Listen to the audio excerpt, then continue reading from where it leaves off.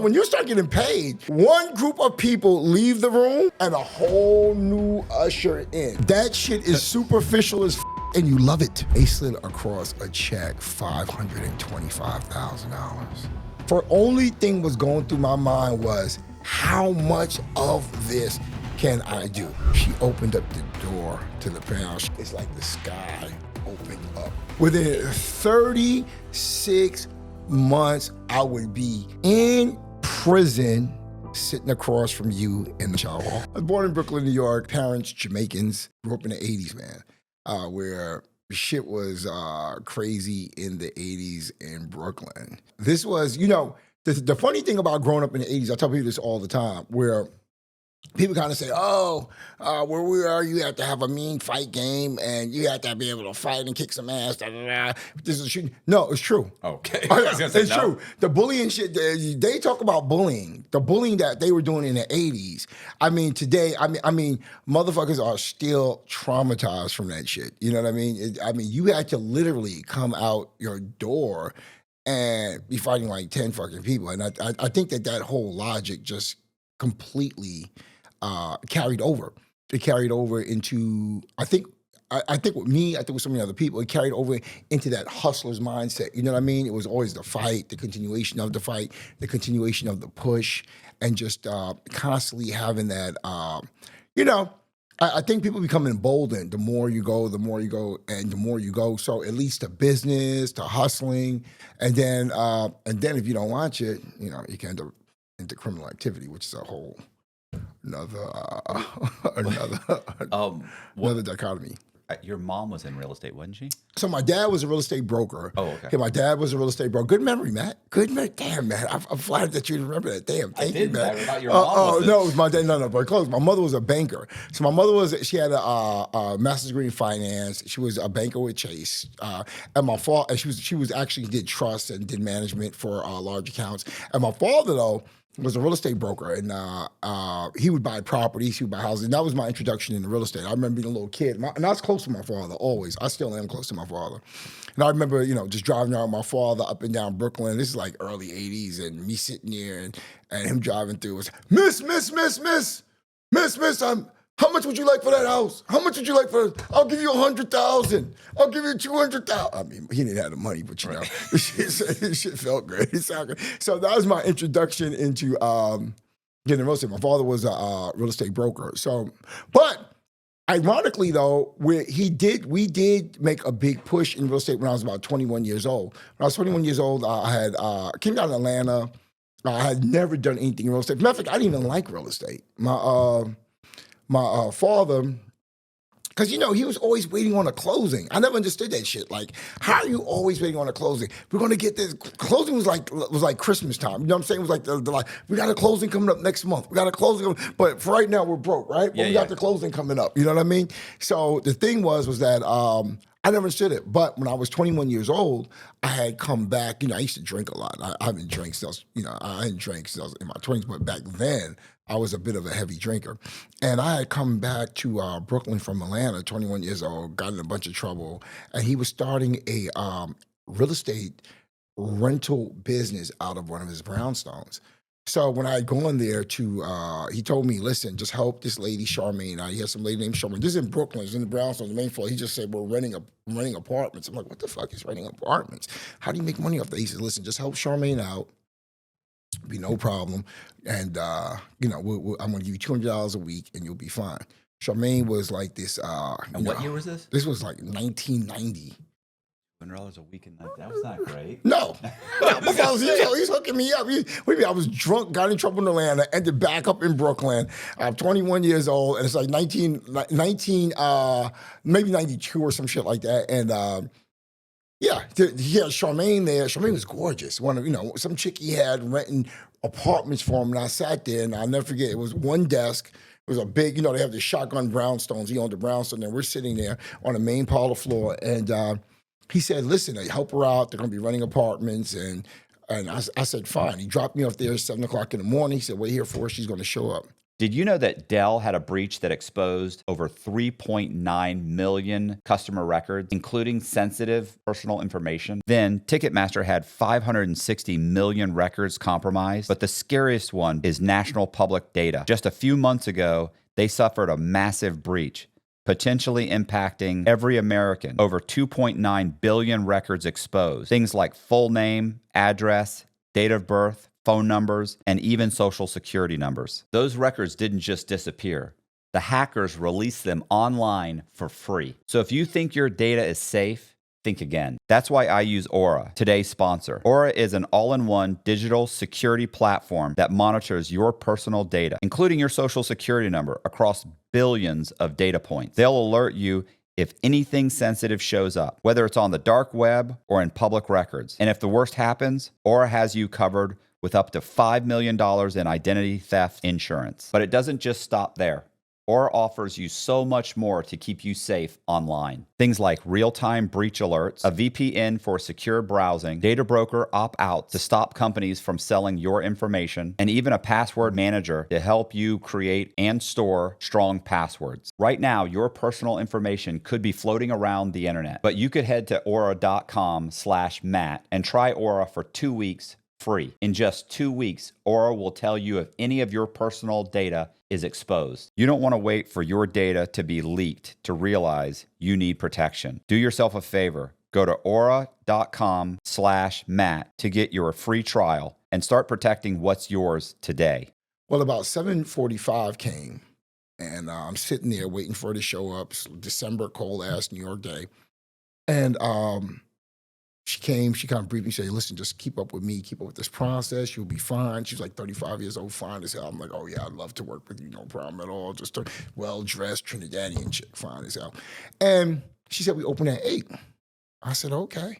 5 minutes into her telling me this, like 7:45, going to 7:50, the bell rings, and she says, let him wait. I said, okay. Then 8 o'clock hit, and when 8 o'clock hit, it was and she said, okay, let him in. So I had to go open these big wood doors and then go to the main door. When I opened the door, there was a line of women. There must have been about maybe 30, 40 women. From the door, down the steps, going down the other side of the steps, because, you know, the brownstones kind of go up like that, just a line of women going through. And just women of all ages, and some of them fine as hell. I said, so I came back, I said, okay, I came back and I sat down, she said, here's a clipboard, here's a pen. She gave me like a stack of them. She said, give everybody a clipboard. I ran, I gave everybody a clipboard. And these were people, they were on social services, public assistance, Section 8, public assistance, JIGITs. They had an AIDS program called ERP at the time. They had a various array of these social programs. So I'm giving them the clipboards, I'm standing there eager, I'm trying to figure out what the hell is going on. Well, long story short, she'd go through and she, as they were filling the papers out, she'd be in the newspapers and calling up landlords, be in the newspapers, and she would be saying, hey, you got an apartment for you got an apartment for you, and they would just give her these apartments. And she would basically just give them these apartments as they came through and just kind of like assign them an apartment. Well, I was there just helping the process through, moving the papers through, saying, can you sit over here? Can you move over here? And just kind of moving them through. And she started, you know, maybe at 8, and she was done by like 12, 1 o'clock.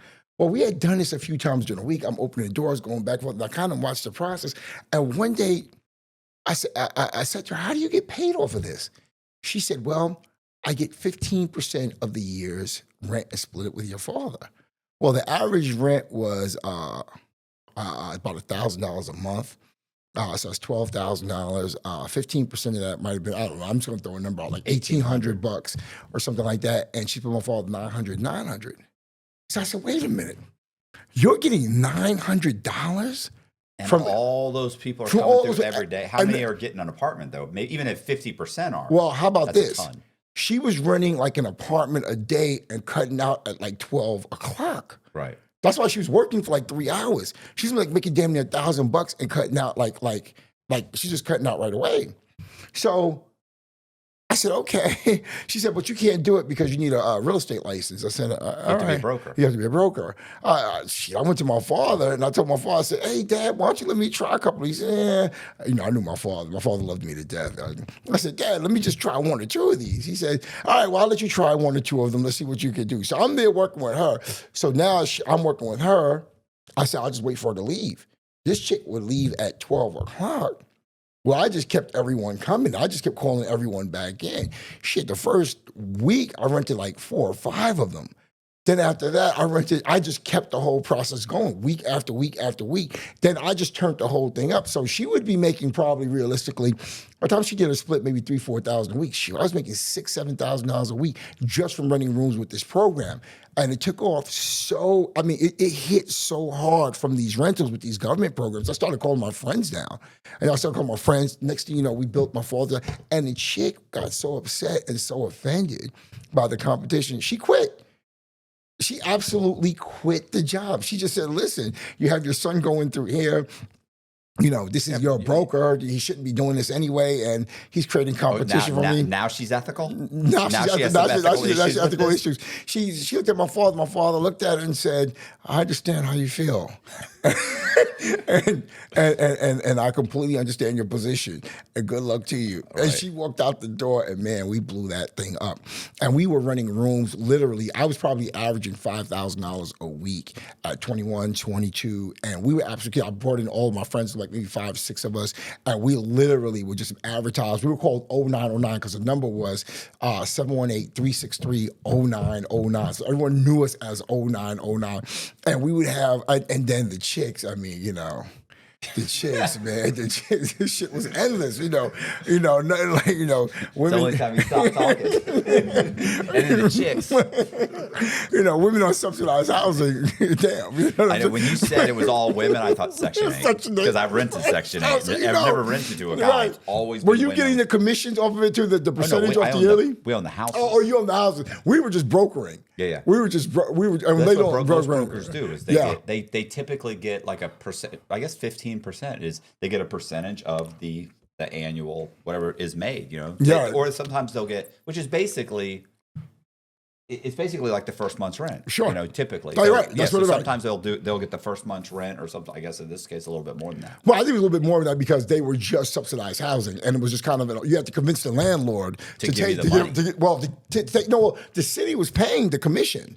Oh, okay. I thought she was calling and convincing them, I can get you a tenant, but you have to give us 15%. No, she was calling them, convincing them, take this subsidized housing tenant. Okay. Take the subsidized housing tenant.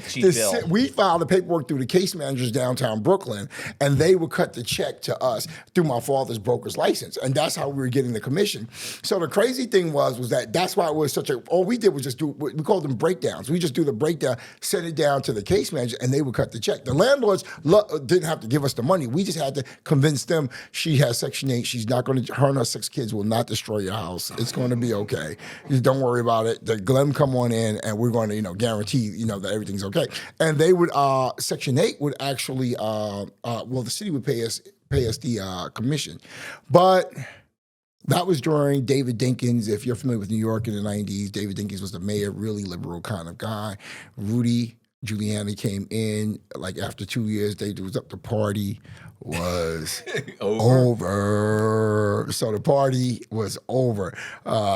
Slowly but surely, within a month of him being in office, those breakdowns, I mean, that shit was dead. So that's actually how I ended up going down to Atlanta, because after a while, I couldn't make any money up there. My father's office just pretty much closed, and I ended up moving down to Atlanta. And I wanted to get in the real estate business. I didn't know shit about the real estate business, but something said that I was literally, listen, if you have that real innate deep hustle in you, like that hustle you have to just really let out in some type of real hustle, real estate is always a great outlet. Selling rock was before that. It was like a pre detour. Yeah, you skipped that part. Yeah, selling rock was a pre detour. What was that? Let's go back to that real quick. Well, so I moved down to Atlanta. I moved down, right, this is when I moved down to, so I moved down to Atlanta. I was maybe 23 years old, 24 years old, moved down to Atlanta, which was just, I was excited. I thought I was going to make all this money. I thought it was going to jump off. I thought it was just going to be absolutely just through the roof, but it didn't take off that way. You got to remember something. I was an alcoholic anyway. I'd been drinking excessively since I was, night getting fucked up, and then the days going to work, trying to. So I had a lot of talent, But like anything else, if you have these dependency issues and you're dependent on shit, addiction is a motherfucker, right? So I was down here and I moved to Atlanta. I was like 23 by then, and I'm trying to get this thing off the ground with sales, trying to learn about real estate, partying, drinking in Atlanta. It's not working. It's not working. Ended up homeless. So I ended up homeless. So the ironic thing is I ended up homeless. My cousin, that's who I'm here with now. My cousin, right? He had like houses like all across Atlanta. So I went to just literally go. He's my big brother, right? So I go. I'm like, yo, man, they kicked me out. He's like, well, shit. I mean, I'm working out of this house, but there's a room upstairs for you. I'm like, all right, no problem. So I go up there and literally just all this activity, all this traffic going on, and one day he just says, hey, listen, man. He says, look, we're there, and I'm just there trying to get my shit together. I was doing a little telemarketing job during the day.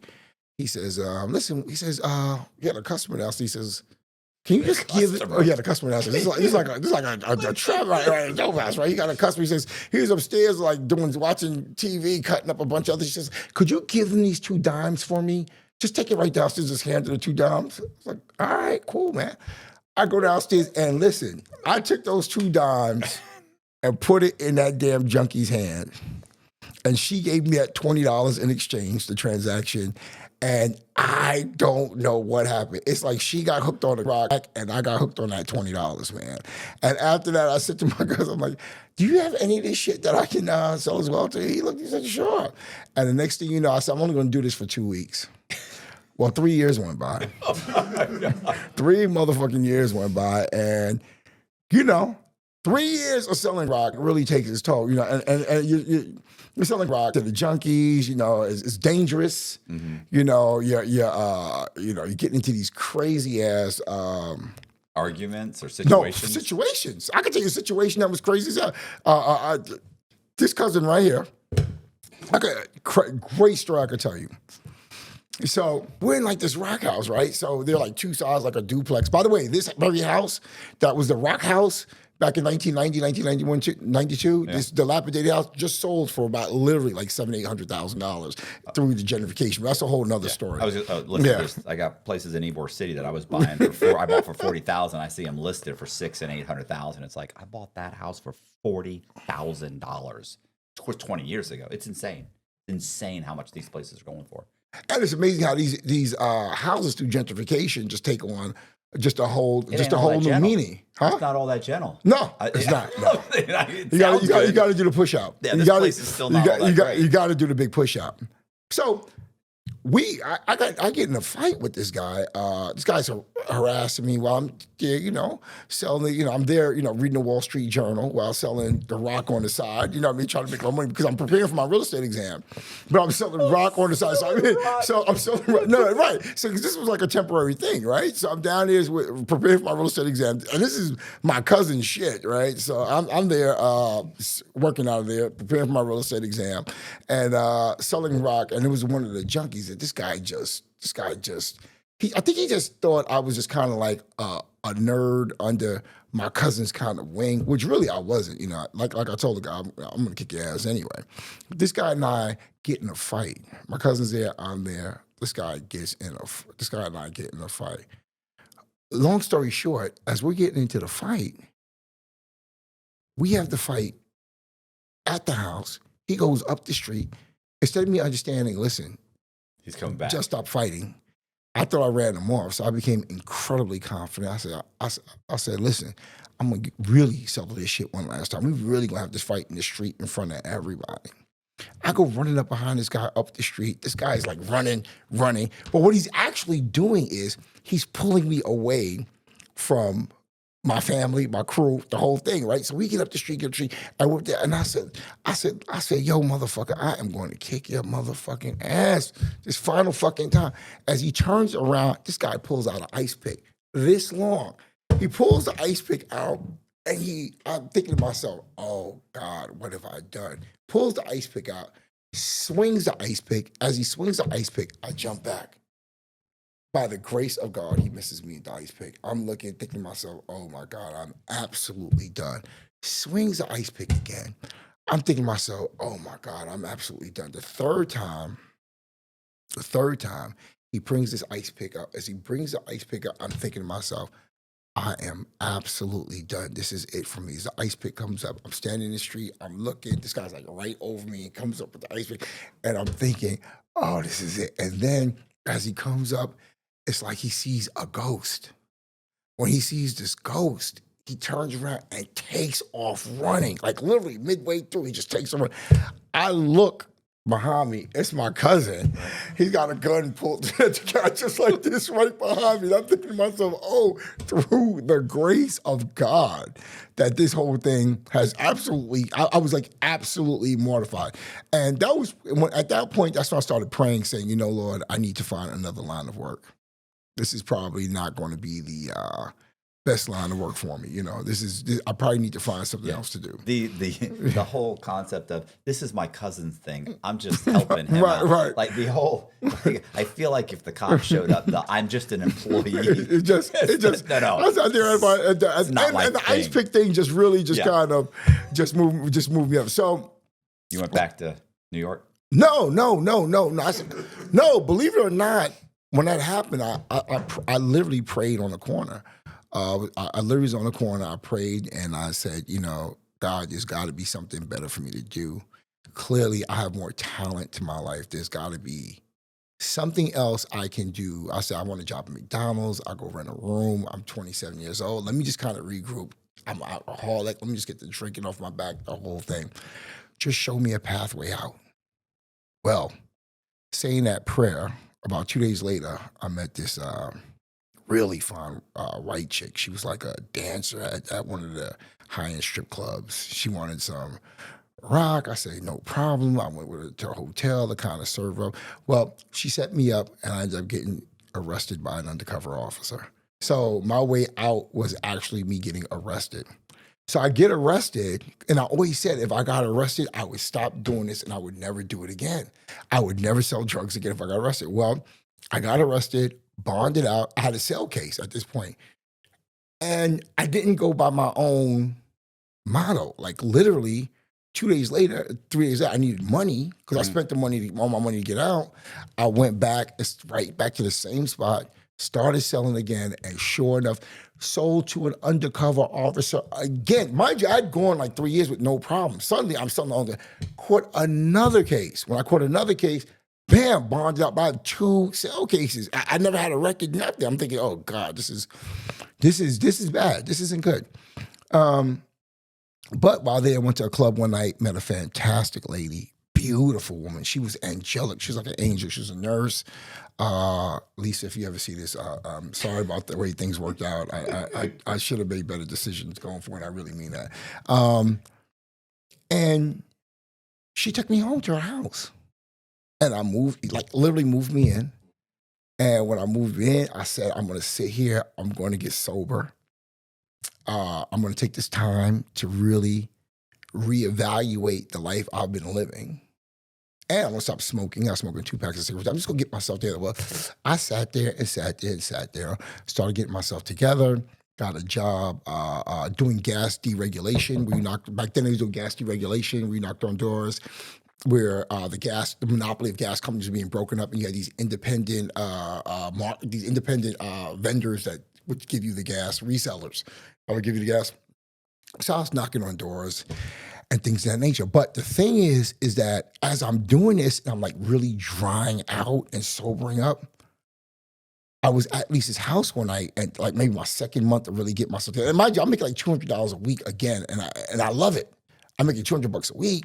But I'm sober, I'm getting together, I'm really like, the drug shit is going behind me, I'm really like evolving, moving on. So as I'm doing this, a friend of mine from New York, he calls me one day, I'm at Lisa's house, he says, hey man, I gotta leave town. The cops are looking for me. I'm thinking, good luck, get the fuck out of here, right? Goodbye, right? So when he tells me the cops are looking for me, could not make this up. He has like this black, beautiful, synthetic Gator briefcase. It wasn't real, but it looked real. You know what I mean? The Gator briefcase, and he has the locks on it, the whole thing. And he says, listen, I got in this, he says, just like this, I could not make them, in this briefcase is something that's going to make you rich. I said, something's going to make me rich? Mind you, I'm sobering up $200 a week. I said, oh, what's going to make me rich?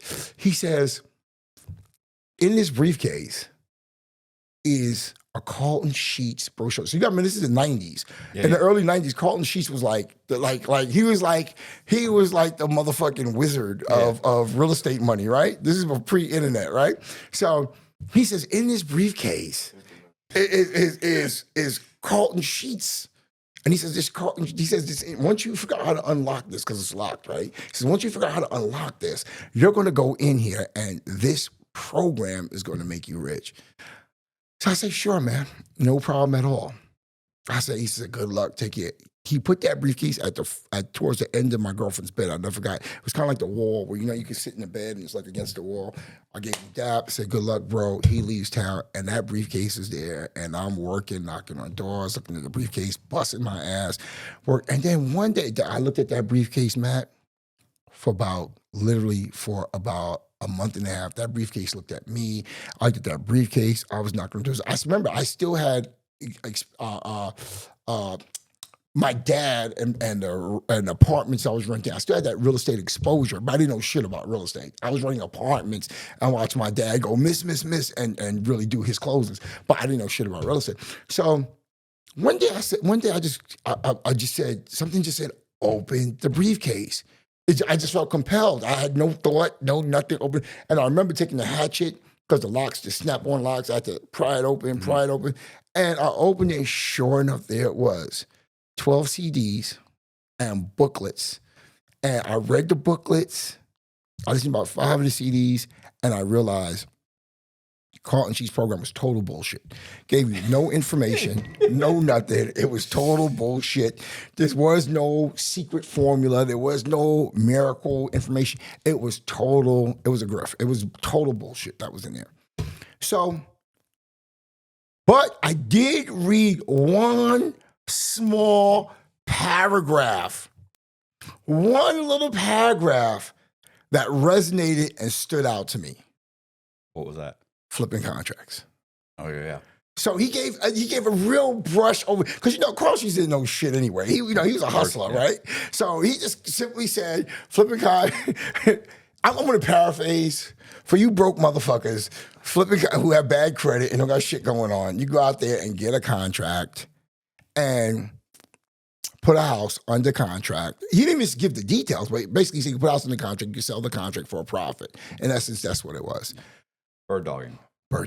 So I called my dad up and I said, Dad, this flipping contracts thing, how do I? He said, listen, you just simply get a property under contract. Called him up in Brooklyn. He said, get a property under contract, put it below market, and then you mark the contract up and you sell for a profit. I said, sell it to who? Get the contract from who? What is the contract? How's the contract work? My dad said, listen, I can't answer all these questions. My dad was a broker, but he wasn't flipping a whole lot of contracts. He did flip contracts, though. But he said, he just didn't want, it was just kind of me going on and on. He just said, listen, if you get something, call me, and we'll take it from there. I said, all right. Well, I went back out that day, and of course, I was doing gas and gas deregulation. Oh, so you're already knocking on people's doors, right? You're already in a great position. But I didn't know that's the hardest part anyway. You're already doing the hardest part. I'm already doing the hardest part. But it really did get much harder. Right. It really got fucking harder. So I'm knocking on doors.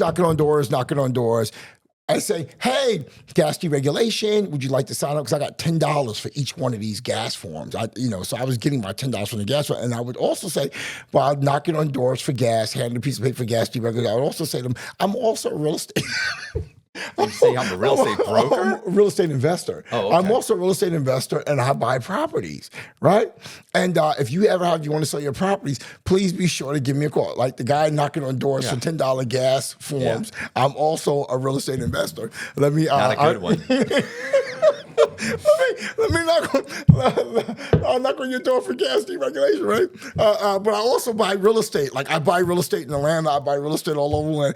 And the people are going, okay, all right, okay, we'll call you if you want to sell our house. And I just kept saying this, right?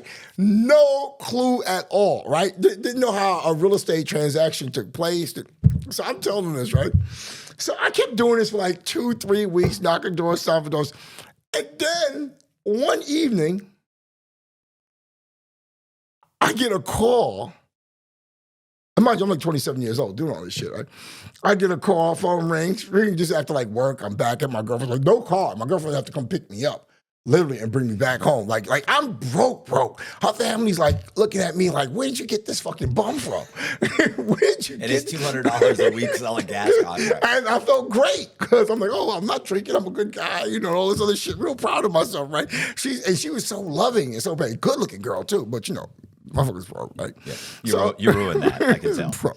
Right. I got some money and I was like, go on, right? So listen, so she says, I'm back one day after work and I'm there and I get a phone call. Phone rings and I had this little like cell phone that I would use. And the phone's like ring. Hello? Hi, Mr. Dossey. This is Mr. Tyson. You knocked on my grandmother's door about buying a house? I'm like, oh shit. So I was like, somebody's really calling about this shit. I said, oh yeah, absolutely. Do you buy houses, Mr. Dossey? I sure do. Well, my grandmother has a house over here and I'd like you to see if you want to buy it. I said, sure. When do you want me to come see it? Come on down right now. So I'll be right over. I said, I'll be right over. So I hung up the phone. I told my girlfriend, I said, listen, you got to drive me downtown. There's a guy who actually called me about buying a house. She said, you don't have any money to buy a house? She's like, you don't have any, she said, what are you talking about? I'm like, the guy wants to sell me out. What house? She said, he said he had a house. I just need to go see it. She says, I'll take you down there. She said, do you know how much the house is worth? I said, I don't know. Let's just go see the guy.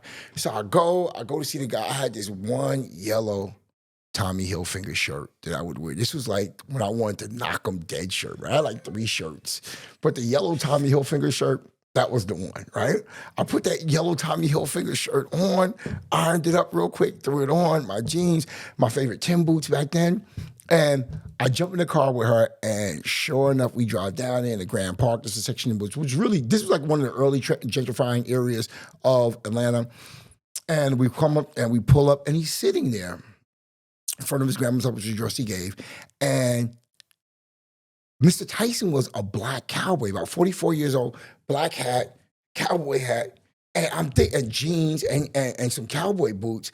And we pulled up, and my girlfriend and I pull up, and I'm thinking to myself as I'm pulling up, because I'm from Brooklyn, I had never seen a black cowboy before. You know what I'm saying? Yeah. He was like a black cowboy. First of all, I had to get over that whole fascination on it. He was like dark like me, cowboy and shit. He was a little old. He's like 44 at the time. And he says, hi, Mr. Dossey.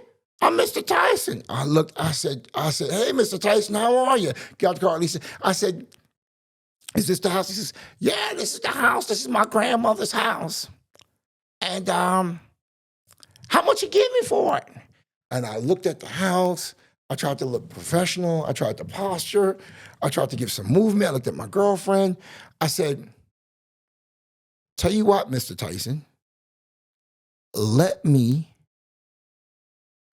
run some numbers, because I heard him say that before. Let me run some numbers. Let me run some numbers, and I'm going to come back, and I'm going to, I'll let you know. He says, when are you going to get back to me? I said, tomorrow at 11 a.m. He looks at me, and he says to me, are you sure you're a real estate investor? Like he just saw through my whole veil. And I said, yeah, I sure am. I absolutely am. Jump in my girlfriend's car. I'm thinking, where am I going to get, how will I sell this house? How am I going to buy this house? As I'm saying this, as I'm driving with her, I'm driving through, I look up and there's a sign that says, we buy houses. Back then, they were on they were everywhere. The yellow sign. Yeah. We buy houses. I see another one that says, we buy houses. These shits are everywhere. We buy houses. I'm saying, well, these guys obviously know what to do. So I start calling them. Hey, this is DJ. I'm a real estate investor. I've got a house for sale. I call another one. Hey, this is DJ. I'm a real estate investor. Finally, this one. I said, listen, I'll bring the deal to you. You can see the deal. This one guy, Tom, answers. Finally, I call guy. Tom says, I said, hey, I'm DJ. I'm a real estate investor. I have a house for sale. He says, oh, do you really? I said, yeah. He says, when can I come see it? I said, well, I could take, because we were still downtown my girlfriend's car. I went to maximize the use of her car. I said, can you come now? He says, yeah, I'll come now. This guy, Tom, shows up, clean cut. He looked like a doctor. He had like some kind of class ring on. Tall white guy, the white guy thing worked for me, right? Tall white guy and shit, right? And he came through real clean cut, and he says, well, let's go see the house. I said, no problem. I'll take him by, show him the house. He absolutely loves it. And as he absolutely loves the house, I take him, I said, well, we're going to meet Mr. Tyson tomorrow at about 10, 11 o'clock. Why don't you come on down and look at the house? He says, sure, no problem. So the next day, he comes down, just like he said he's going to meet me. He meets me because Tom said he had the money. So when he has the money, he comes on back. When he comes back, we go to Tyson. I said, Mr. Tyson, this is my colleague, Tom. Tom is going to be putting up the money for us to do this transaction. Tyson looks at me and says, oh, okay. He says, nice to meet you, Tom. Tom goes, nice to meet you, Tyson. And they kind of both look at, so I kind of felt the energy, like they kind of looked, Tom looked at him. He kind of looked at Tom, and something about me kind of felt like the odd man out. I couldn't quite put my finger on it, but this is where it got interesting. He says, well, how much you going to give me for the house? Tom says, I'll give you $40,000. This is back in the early 90s. Had you already worked out a deal with him that, hey, whatever you're offering, tag 10 grand onto it for me? Not at all, because I trusted them. Well, he doesn't know he offered. Where did you think the extra money was going to come from? If he said 40, there's no extra money for you. Tyson wants 40. He's giving 40. And for you to say, great, I need you to give me 5, he's going to be like, well, you should have told me that. But we have to remember something very important. You don't know anything. I didn't know what the fuck I was doing, right? I had no fucking clue what the fuck I was doing. Call my dad. I'm in the middle of a deal. How hard could this be, right? Right. The mindset, right? So I said to him, all right, cool. So Tyson said, so he says to Tyson, Tyson says, give me 44,000. I said, because Tom said 40. He says, give me 44,000. And they go, Tom goes, you got a deal. Tyson goes, great, no problem at all. And they look at me and they say, Mr. Dossey, do you want to do a contract? Well, I said, no, I trust you guys. Why do I need to do a contract? Oh, you really don't know what you're doing. Don't know nothing at all. Green, beyond green. So I trust you guys. Why would I need a contract? Matt, they both looked at each other. They looked at me. They looked at each other. And that one connection they made was, this guy could not possibly. I felt the energy. I mean, it was palpable. I mean, you could taste it. When they gave each other that look, I didn't know what the look was, but I felt the look. You know what I mean? And I couldn't put it together. So they both looked at each other. They said, all right, no problem. They looked right calm and said, all right, no problem. So sure enough, we leave, and then we go. And I said, how long will it take you to close? Tom said, I'll close it in 7 days. No problem. They said, Mr. Dossey, Tyson, Mr. Dossey, I'm going to call you once it closes. By the way, how much do you want out the deal? I said, Mr. Tyson, give me $12,000. It was just a number I had. 12 out of... Listen, I felt 12,000 was the number I had. I dreamed at this point in my life of having $12,000 at one significant time, at one point. Tyson looked at me. He said, same look again. No problem, Mr. Dossey. No problem. Thanks. I walked away. I looked at Lisa. I said, Lisa, we're going to be rich. We're going to get this thing going. We're going to be loaded. $12,000. I'm thinking, oh, I'm going to show this whole motherfucker. I'm going to get myself a car. I had the whole thing going, right? So we leave. I think the closing was 7 days. 7 days goes by. 10 days goes by. I start calling Tyson. No answer. 15 days goes by. I called Tom up. I said, Tom, I haven't heard from anyone. What's going on? I haven't heard a thing. What happened? He says, Tyson didn't call you? I said, no, Tyson didn't call you. He says, let me call you right back. I said, all right. Call him back after that. A couple hours later, no answer. Then 20 days go by, and I'm sitting there, I'm like, what the hell? When I'm talking to Lisa, I'm talking to my cousin, I'm like, I had a deal going with these guys. I had something happening. What the hell is happening? So as this is going on, I started hanging around real estate meetings, real estate associations. I met this lady named Lucille in the interim of me waiting to get this closing done. This lady Lucille was about 70 years old. She was killing it in the real estate business. She was doing cash outs, which I'll get into what those were later on, but she was doing cash outs, absolutely killing it. So in her cash outs, she's making 100,000 here, 150,000 there. You know, when you increase the price up, create the equity, that was huge back then. You know what I mean? Stated loans, she was killing that whole shit, right? So she's making $100. Kind of took me under her wing over this period of time because I took an interest. So how old was she? She was like 70. She was 70, okay. and she but looked, she was sharp. And she looked like I swear, she looked about 40. Okay. Right? And at one point, I confided in her. I said, we went to lunch, and she invited me down to lunch. She said, let me buy you lunch. She just liked me, you know. She was kind of mentoring me a little bit. I sat there, and I said to her, Lucy, we're sitting at this coffee shop, and I'm sitting across from her, and I said, Lucille, I did a deal. She says, you did a deal? She says, yeah. I said, she says, oh, where'd you deal the deal at? She's sipping her tea. I said, Grant Park. In the middle of she said, you did a deal in Grant Park. I said, yeah. I said, she said, how much did you sell the deal for? I said, well, we sold it for $44,000. They're going to give me $12,000 of it. She says, how did you do a deal in Grant Park for $44,000? I said, that's the price. I got it for 40. She said, houses in Grant Park, the after repair value are like $350,000. She says, that's the after repair value on those properties. She said, did it need work? I said, yeah, it needed work. She says, was it a big house? I said, yeah, it was big. She says, she said, how'd you even get it that low? And she said, how did you even sell? She says, let me see your contract. I said, oh, I don't have a contract. She said, you have no contract? She says, how did you do a deal without a contract? I said, oh, well, Mr. Tyson and Mr. Tom, I trusted them, and they're going to set me up with the deal, and they're going to bring the whole deal back through. She says, you're crazy. She says, first of all, a deal like that, you could have made 50, 60,000 easy on that deal. I'm like, what? Those are numbers I didn't even heard of.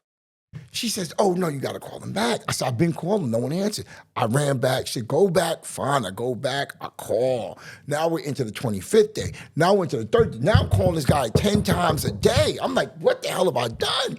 I'm calling. Finally, on like the 35th day, I call. Phone rings. Hello? Mr. Tyson, this is Dossey. I've been trying to reach you.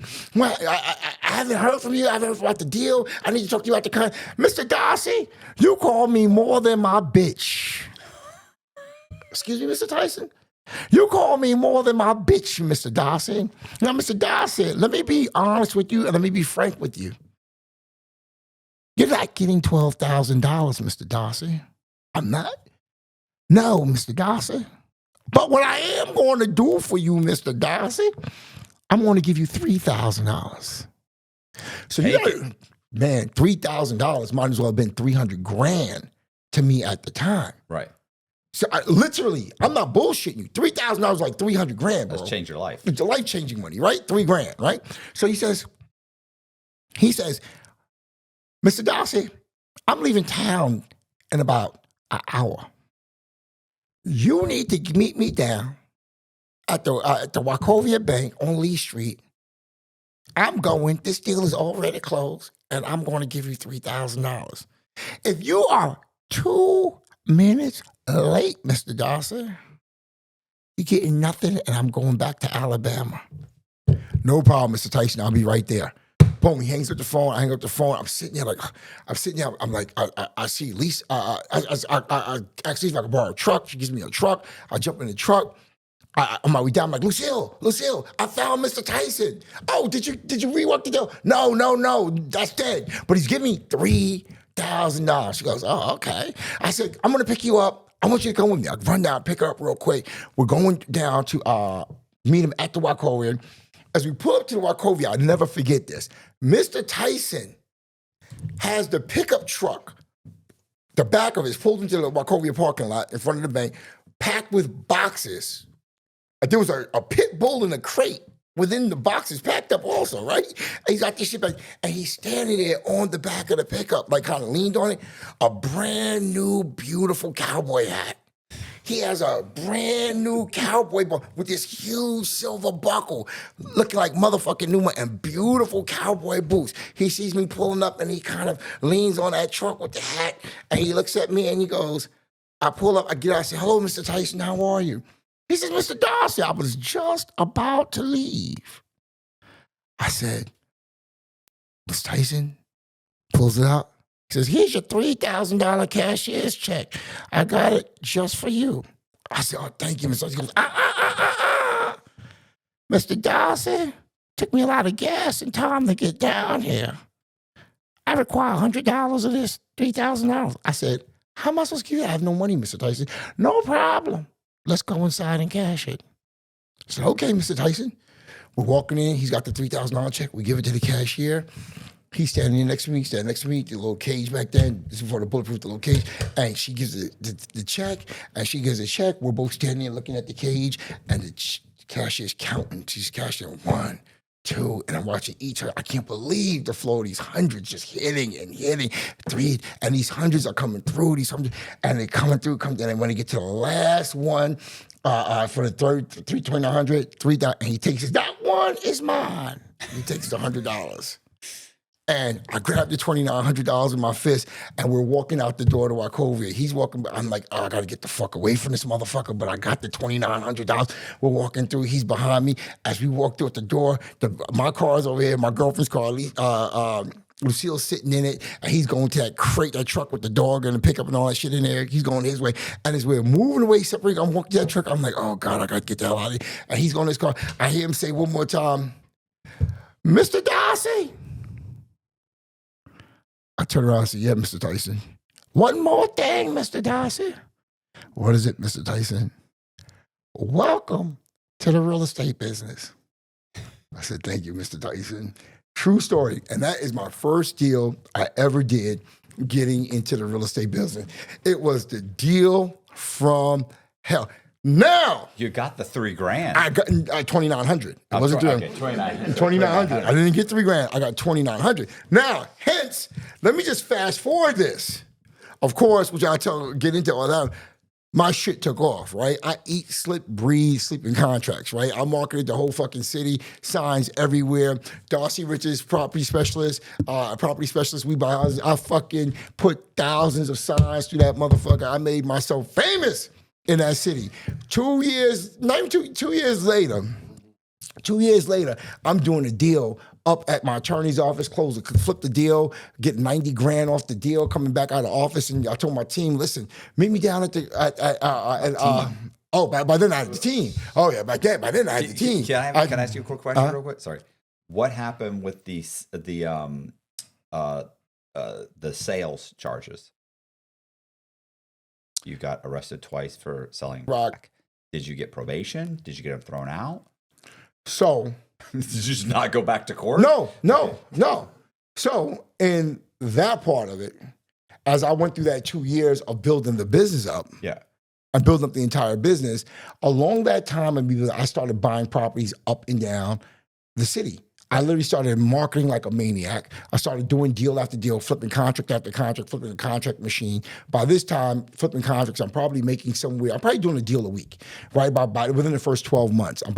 First year and a half, I'm doing about a deal a week. So I'm making anywhere from $3,000 to $10,000 a week by then. So as I'm flipping contracts, now I'm knocking on doors, doing the calls, we're big on the telemarketing. Through the process, I meet a district attorney, an assistant district attorney. And meet the assistant district attorney, and she and I became friends. We weren't kicking anything like that. We were just friends. I was supposed to do a deal on her house. Let me back up. And along the time with her, I had done a deal with a judge as well, too. I flipped her property as well also. So I'm making myself a real name in the community. Hence, the assistant district attorney I became friends with. At one point, I confided in her. I said, listen, I know you work downtown. Here's what I was doing prior in my former life. I was selling rock on the corner. I changed my life around. By changing my life around, I got into real estate. She couldn't even see it. She said, how long ago was this? I was like, this is like a year and a half. She says, you've been flipping. I've been watching you flip houses left and right. How the hell are you in a year and a half going as far? I said, well, all I've done is just focused on this day and night and day. Well, When the time came for me to go to court, I ended up going down to court. They went and spoke to the judge. So she went and spoke to the judge. The judge that I flipped her contract went and spoke to the judge. And they spoke to the prosecutor. The prosecutor spoke to the judge. Let me flip it that way. Right. They actually spoke to the prosecutor. The prosecutor spoke to So I went in front of the judge. This is about a year and a half, 2 years later. He said, Mr. Richards, I've heard about what you've been doing. And I've heard about the remarkable way you've changed your life around in such a short period of time. People down here seem to know who you are. It was really two people, but it just kind of had that kind of ubiquitous feel, you know? And he says, listen, this is what I'm going to do for you. I'm going to give you, for 2 cell cases of first offenders. He says, this is going to be on your record for a year. After that year, we're going to totally cut it off. Expunged? Expunged. Nice. But if you get in any other trouble, I'm going to give you 40 years. Ooh. That's what he told me. And that's what happened. So you went the whole year. You're good. Yeah, you did go I had no problem. I was flipping contracts a year. Yeah, my problems came later on. Yeah. But that's what I was doing. I was flipping those contracts day in, day out, and the business just took off. So I'm flipping contracts. Okay, so real quick, for the purposes of people watching, flipping contracts is he's going out and he's convincing a homeowner who's selling their house to sell him their house for $50,000. He doesn't have $50,000. He's not buying it for $50,000. He's then turning around and going to an investor that's going to sell that house. Oh, he goes and says, look, I got a contract on this house for 50 grand. I'll give it to you for 65. Guy goes out, he looks at the house, says, I'll give you 60. He says, okay, no problem. So then the day of the closing, sometimes it's just an assignment fee, but sometimes it's called a simultaneous closing. Same thing. Same thing. Well, an assignment would be different. Sometimes you can just sign the contract, they buy it directly. Yes. So what happens is that guy buys the house for 60, he gives Dossey $10,000, right? So sometimes you're just assigning it, and at closing you get a check. Sometimes you'll close first on your $50,000 sale. So you're closing at 50, and then he comes in and buys it immediately from you for 60. Usually they buy it for 60 before you've even bought it for 50 because it's the same day. Absolutely.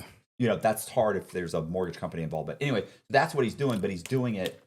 There are guys that make fucking hundreds of thousands of dollars. And you per month. And you don't need month. a license. Right. I'm just saying the average guy. Right, absolutely. Like if you're just the guy buying and selling, and selling. Some of these guys that's all they do is knock on and that's hard. It's grueling work. It just pay. So if you have a talent for knocking out that kind of grueling work, you can really take off with it. If you can take the rejection and not let it basically make you want to off yourself. Yeah. You know what I'm saying? Like you got to be able to knock on the door and have them say, "No, I'm not interested," and be like, "Okay, thank you very much. Here's my card. If you change your mind, and go to the next one, go to the next one, go to the next one." Because you only need one to hit. One hits, and boom, 10 grand, 15 grand, 20 grand. And it's a numbers game. Yeah. Because the idea is you're making offer after offer after offer after offer after offer. It is brutal. It's intense and it's brutal. Forget about having a social life. But when you're looking to come up and make some money and you're broke, like the way I was broke, are you kidding me? You could have told me I was probably working anywhere from 12 to 15 hours a day. So you go for $200 a week to... I was making $10,000. Put it this way, by that second year when I was in court, I bought a brand new S500 back then, S500 Mercedes that ran me like 90 grand and put like $10,000 rims on it. I had houses that was renovated. I mean, you know the whole story. The idea was that, again, the beautiful part about flipping the contracts was that I didn't own anything. I had nothing in it. I just needed the numbers to work. Yeah. And negotiating and so getting as much equity as I could in the deal through negotiating that price down allowed me to flip them quicker and faster, and I had a knack for it. And the idea was I would just call and call and call and call and call. Hello, hey, this is DJ Property Specialist. Just calling to let you know we're in the Atlanta area making a number of cash offers on properties. We understand you're the owner of 222 Challenge Street. We'd like to let you know. We'd like to give you a call tomorrow with a cash offer. Hopefully, one you may be interested in entertaining. I understand it's a 3-bedroom, correct? And that was the pitch. I just kept saying that pitch over and over and over and over again and just started negotiating deals. So it took off. I made a ton of money. Suddenly I was getting, just a lot of recognition.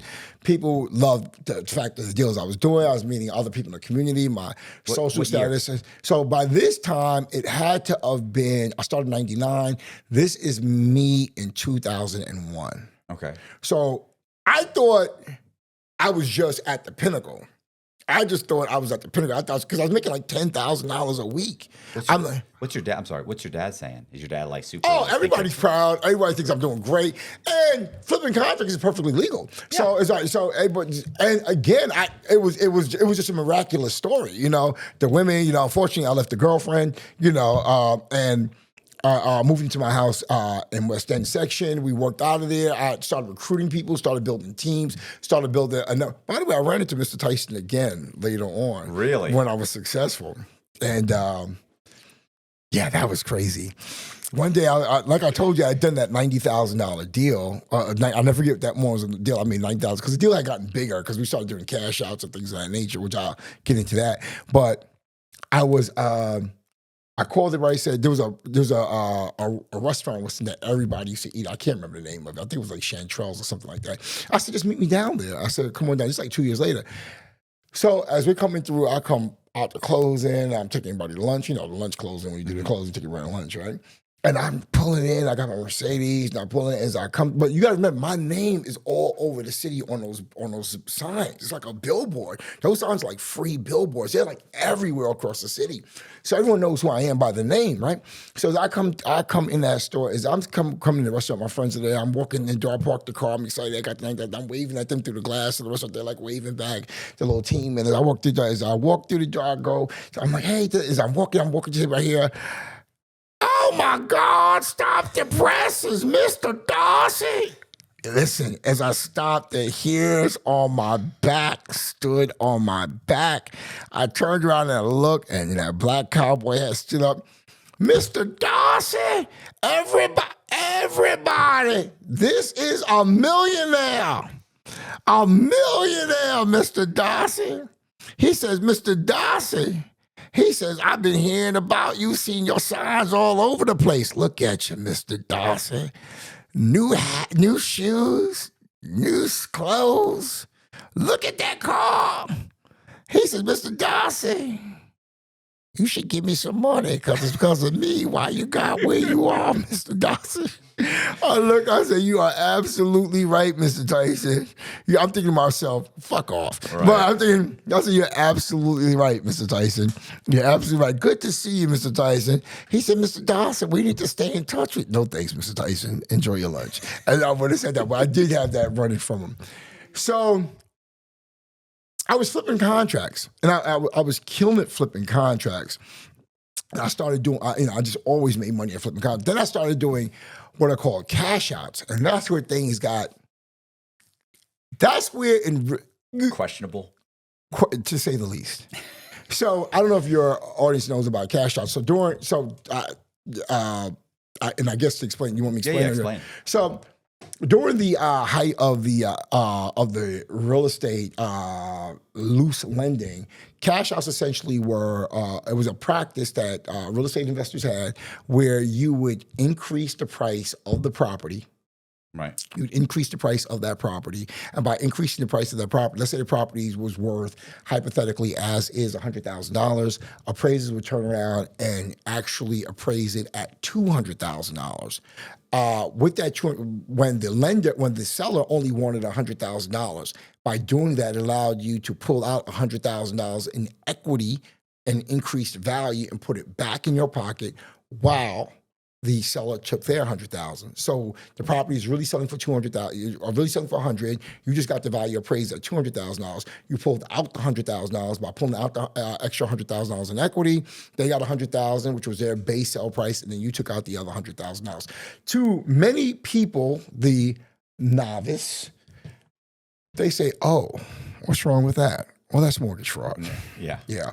And the problem with the mortgage fraud in that is that that's not the actual value of the property. Then, of course, there was other paperwork being done to support that as well, too, which just kind of adds to the fuckery across the board as well, too. So the whole thing is just fraud. But it was a common practice.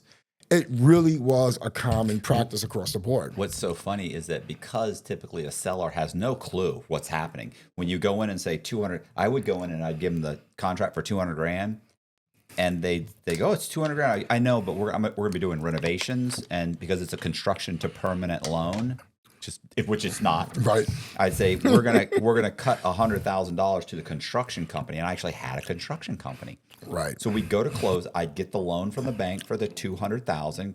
Go to the closing. We'd close. You get your $100,000. The other $100,000 would be cut to a construction company. There would be a provided invoice, and they would get that money. And we would provide an appraisal to the lender saying that there had already been $100,000 in renovations. So to everybody involved, it looks legit. Like the seller thinks, oh, this is for that $100,000 is for the renovations that are going to be done. The bank thinks that $100,000 is to pay back the contractors who have already done the work. And nobody, because one hand doesn't know what the other hand's doing, and everybody involved, you'd have this free flowing conversation where it looked very above board. The title company knows about it. They're cutting an official check to this corporation. It's being it was so funny. You'd walk out there like, I just committed $100,000 in fraud, and everybody's perfectly aware of it, and yet nobody seems to understand that it's fraud. And the attorneys were happy with it too. The attorneys did it all day long as well. The attorneys did it. It was such a common thing. Yeah, illegal. Illegal. Well, it's like selling rocks. It happens all the time. It is always illegal. It's always illegal, and without a doubt about it. And and the funny thing about it was that it was so common, but there was just so much money, and it was just all around you. And you become emboldened every time it goes through. I was just about to say that. I was just about to say you become emboldened, and really, what's funny about is I get more into my story about the real estate business, and as I go into the story about the real estate business, it is amazing how you could have a legitimate business, but it becomes enamored in fraud by going a little bit. It's like, how do you boil the frog? Slowly, a little bit, incrementally. It really, next thing you know, your business is just you're doing fraud and the thing is with finance, of course, and finance runs with fraud. Finance, Wall Street, the whole gamut. So much fraud is based in it that people are doing it as a full course. And then, of course, Yeah, I was so comfortable in it. It was perfectly okay. Like now, how sick to my stomach. Any one of my transactions that I did that I thought nothing about, and I was bold, walk in, argue, yell, everything. The whole thing's fraud. I'm arguing and this and no, give me this and no. Well, you walk away then. Walk away. You don't have to sign. I mean, just emboldened. If I were to do one of those transactions to this day, bro, I'd be puking in the parking lot. I agree. I'd be terrified right now. Because you can't do the time. Right, exactly. Because you can't do the time. You can't do the time. You don't know what it means. Same right then. Right. You can't. Right. And once you get the time and you're doing the time, you're like, what the fuck have I done to myself? Right. Absolutely. And that is that's just a whole nother story. So we started doing cash outs. So when I added the cash outs in my business, I was still flipping contracts, but I was flipping contracts by way of cash outs because my income absolutely took off. That's where the women came in, the fly apartments came in. That's when my cars went from Benz to a Bentley. That's where the whole thing just started taking off across the board in that respect. So I have a question for you too. The other thing is, so you were making about $10,000 a week. No, not the cash. Not the cash. I'm not talking about flipping those contracts. Right. So you're making roughly $40,000 a month. Right. 20 years ago. Right. 20 something years ago. Right. That's like assuming 40, that's almost $500,000. And here's the thing, because I'm only asking you because I've been asked the same thing. Right. So I know my answer. I know your answer. Is that like what? And it was legal. It was legal flipping contracts. Why wasn't that enough? Or did it? I'm sorry. I want to know what your answer is. What I think really happened? I know this sounds crazy what I'm about to say to you. I've always been an avid reader, and I've always read a lot. And I've always read about people doing business, hustlers on Wall Street. It could be anywhere from Sandy Wells, Michael Milken. I was mostly, by the way, all these people in prison, right? It could be about all the players, right? And what happened with me is that you start off saying, I need $3,000. It's like $300,000. Remember that $3,000? That's the deal I will remember to the day I die. That's the deal that sticks out. But what happens is that you're not on Boulevard anymore. That's where I used to sell drugs at, right? You're not on Boulevard anymore with crackheads anymore. Now you're hanging out with Kim Porter at Houston's on Peachtree Street. You're hanging out with women that have $2,000 boots on and $2,000 purses and hair weaves that cost $400, $500, $600. Your crowd changes. So when your crowd changes, your environment. And again, I was reading about people who were making, $10 million a year. So suddenly, 10 million, and the more I kept reading it, the more I kept saying, if I can go from here, can I get there? And it's just a competitive, driven, greed-based edge. That's where my mind was, and that's what happens when you get in that environment. Because suddenly, when you're hanging out with someone that makes $40,000 a year, and you're making $10,000 a week or $40,000 a month, and they're making $40,000 a year. Oh, you're doing great. The problem is that you leave that crowd, you leave that environment, and the money allows you to go into another crowd, and that other crowd. Now you're the poor kid. Now you're a poor kid. $40,000. $40,000 is a year is not such a month. A month is not such a big deal. Yeah. So things really took off. I'll tell you when I got into cash outs and I saw the power of cash outs, I'll tell you what happened when I truly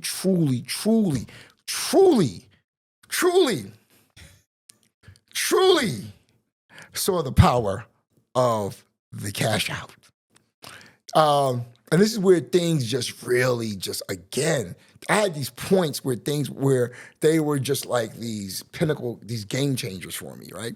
So as I'm doing these deals, flipping contracts, and mixing it with the cash outs, I come across this lady. This lady's name was, I'm not going to use her real name. I'm going to tell you her name is Miss Barbara, right? So Miss Barbara was an old school real estate investor that, she wasn't even a real estate investor. Her husband was a real estate investor. So this is like that old Atlanta kind of money type of thing. This woman, by the way, was just, she was like 75 years old. I called her one day to, hey, how you doing? This is DJ Richards, property specialist. Hey, calling to let you know the whole pitch. I'd like to take a look at property. She says, yeah, I have a property on 222 Ashby Road. I said, great. I said, would like to make an offer on it, da, da, da. Now, mind you, as I'm making the offer, talking to her on the phone, she says, I'm looking at the comps. The comps on the property about $280,000 back then. I said to her, what can I do? Do all cash offers. How much would you like for the property? I can close it in 10 days. She says, will you give me $12,000? So I'm thinking, I'm like, did I not hear her correctly? Right. I'm like, so I pause. I'm like, I'm sorry, because we're on the phone, never met. I said, I'm sorry. She says, can you give me $12,000? I said, absolutely, I can give you $12,000. I said, for matter of fact, I said, but what I'm going to do for you is something special. I'm going to close all cash and close this deal for you, all cash, in 24 hours. Could that work for you? She said, because I'm thinking, get this deal off the table now. Don't Don't get the deal off the table now. She said, sure, no problem at all. I said, absolutely great. I said, what I like to do, because I spend a lot of time working with people in the market, and I always want to make sure that I do that I have a relationship that is solidified, that I do make sure that we do create that relationship. I'd love to come by and meet with you and bring over the purchase and sales agreement, and we can endorse it there, and I can actually expedite this process very quickly for you. She says, great. I said, well, can I come by? She says, sure, here's my address. I go, jump in my car, shoot right over there, get there. She goes there. This woman was like 75 years old, but you could tell, man, when she was younger, you could tell she was fine. She had like this long Indian hair. She was like really thick. She's like, you know, good look. I mean, don't get me wrong. I'm not chasing no 75-year-old woman, but she was fine. And you could tell she was like bad back in the day. I'm like, oh shit, she's fine back in the day, right? So I said, so good to meet you, Miss Barbara. I said, hey, my name is Dossey. So good to meet you. Da-da. I said, hey, listen, let's get this deal closed. I can get the deal closed for you very quickly. And she says, sure, no problem. She says to me, because she's in kind of like this, so there's an area called Collier Heights that was like the old Black established, progressive, upwardly mobile Black neighborhood in Atlanta in like 50s, 60s. She was still there. So she was kind of like a holdover from that era in that property, in that neighborhood, right? So you kind of get the idea of this kind of Southern kind of elite of the time that was there, you know. So she's there, she has a nice home, but it's an older home, right? So she says, but it's an older house, it's not a big house, bungalow style, maybe 1,400 square feet. So we're there talking. I'm still worth a couple $100,000 cleaned up, right? You still worth a couple of $1,000 to clean up. But I said, how did you get, so I said to her, she says, yeah, my husband, we're sitting down there, she says, oh yes, my husband, he died.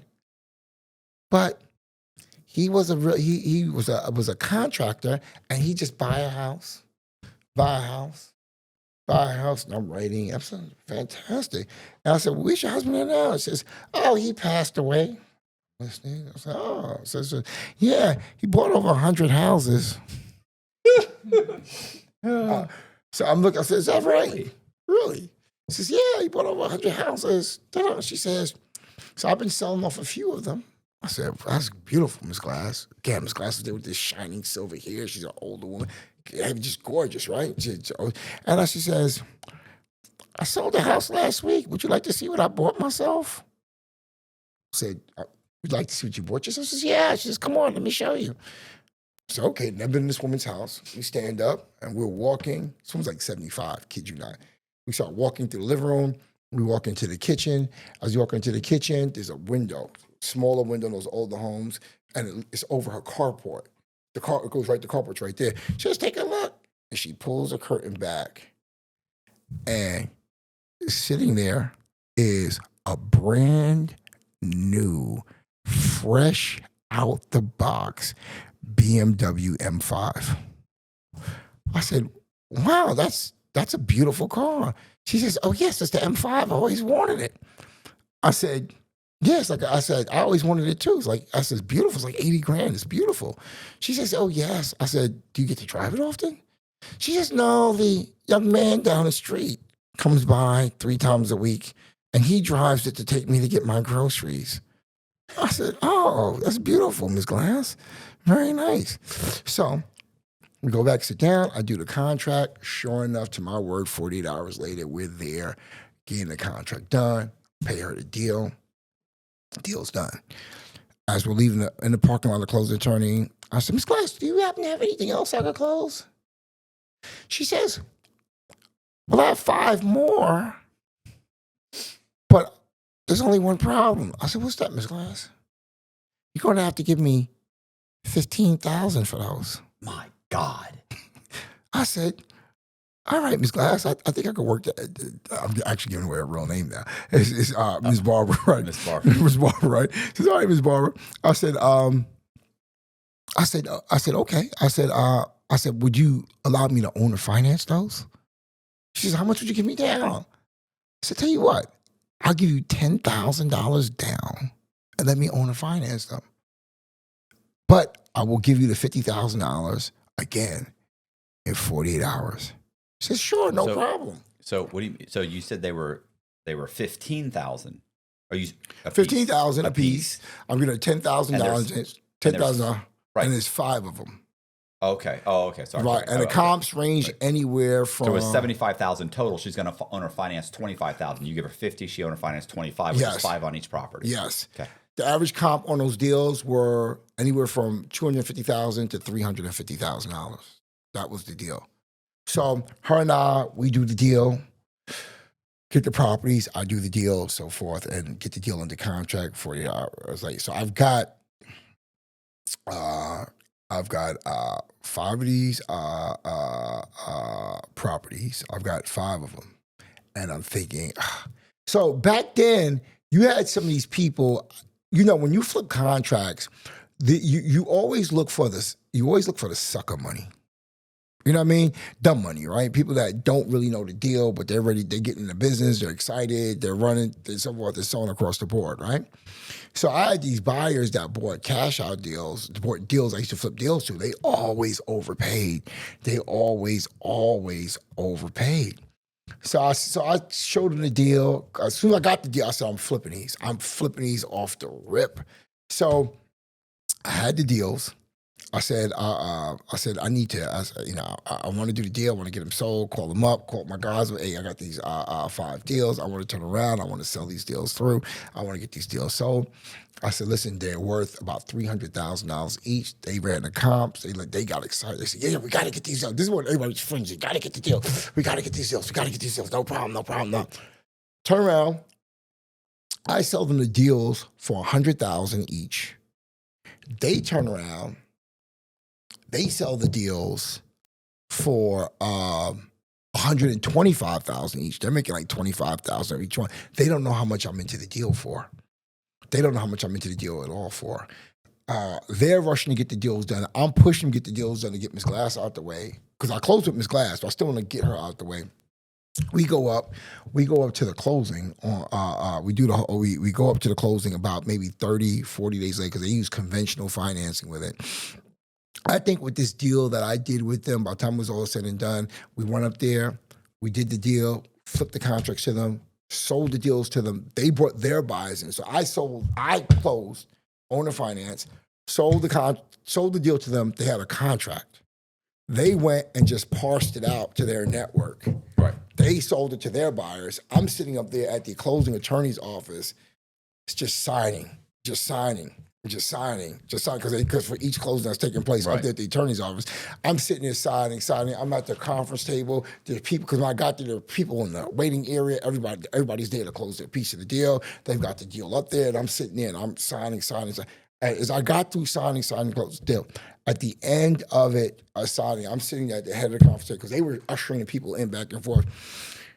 The attorney came in, and all the people there, and they said, thanks, we appreciate it. You guys did a great job. Thank you so much. Mr. Richards, here's your check. And they slid across a check. It was probably like $525,000. Man, when they gave me the fucking check, listen, I said to myself, stay calm. Stay fucking calm.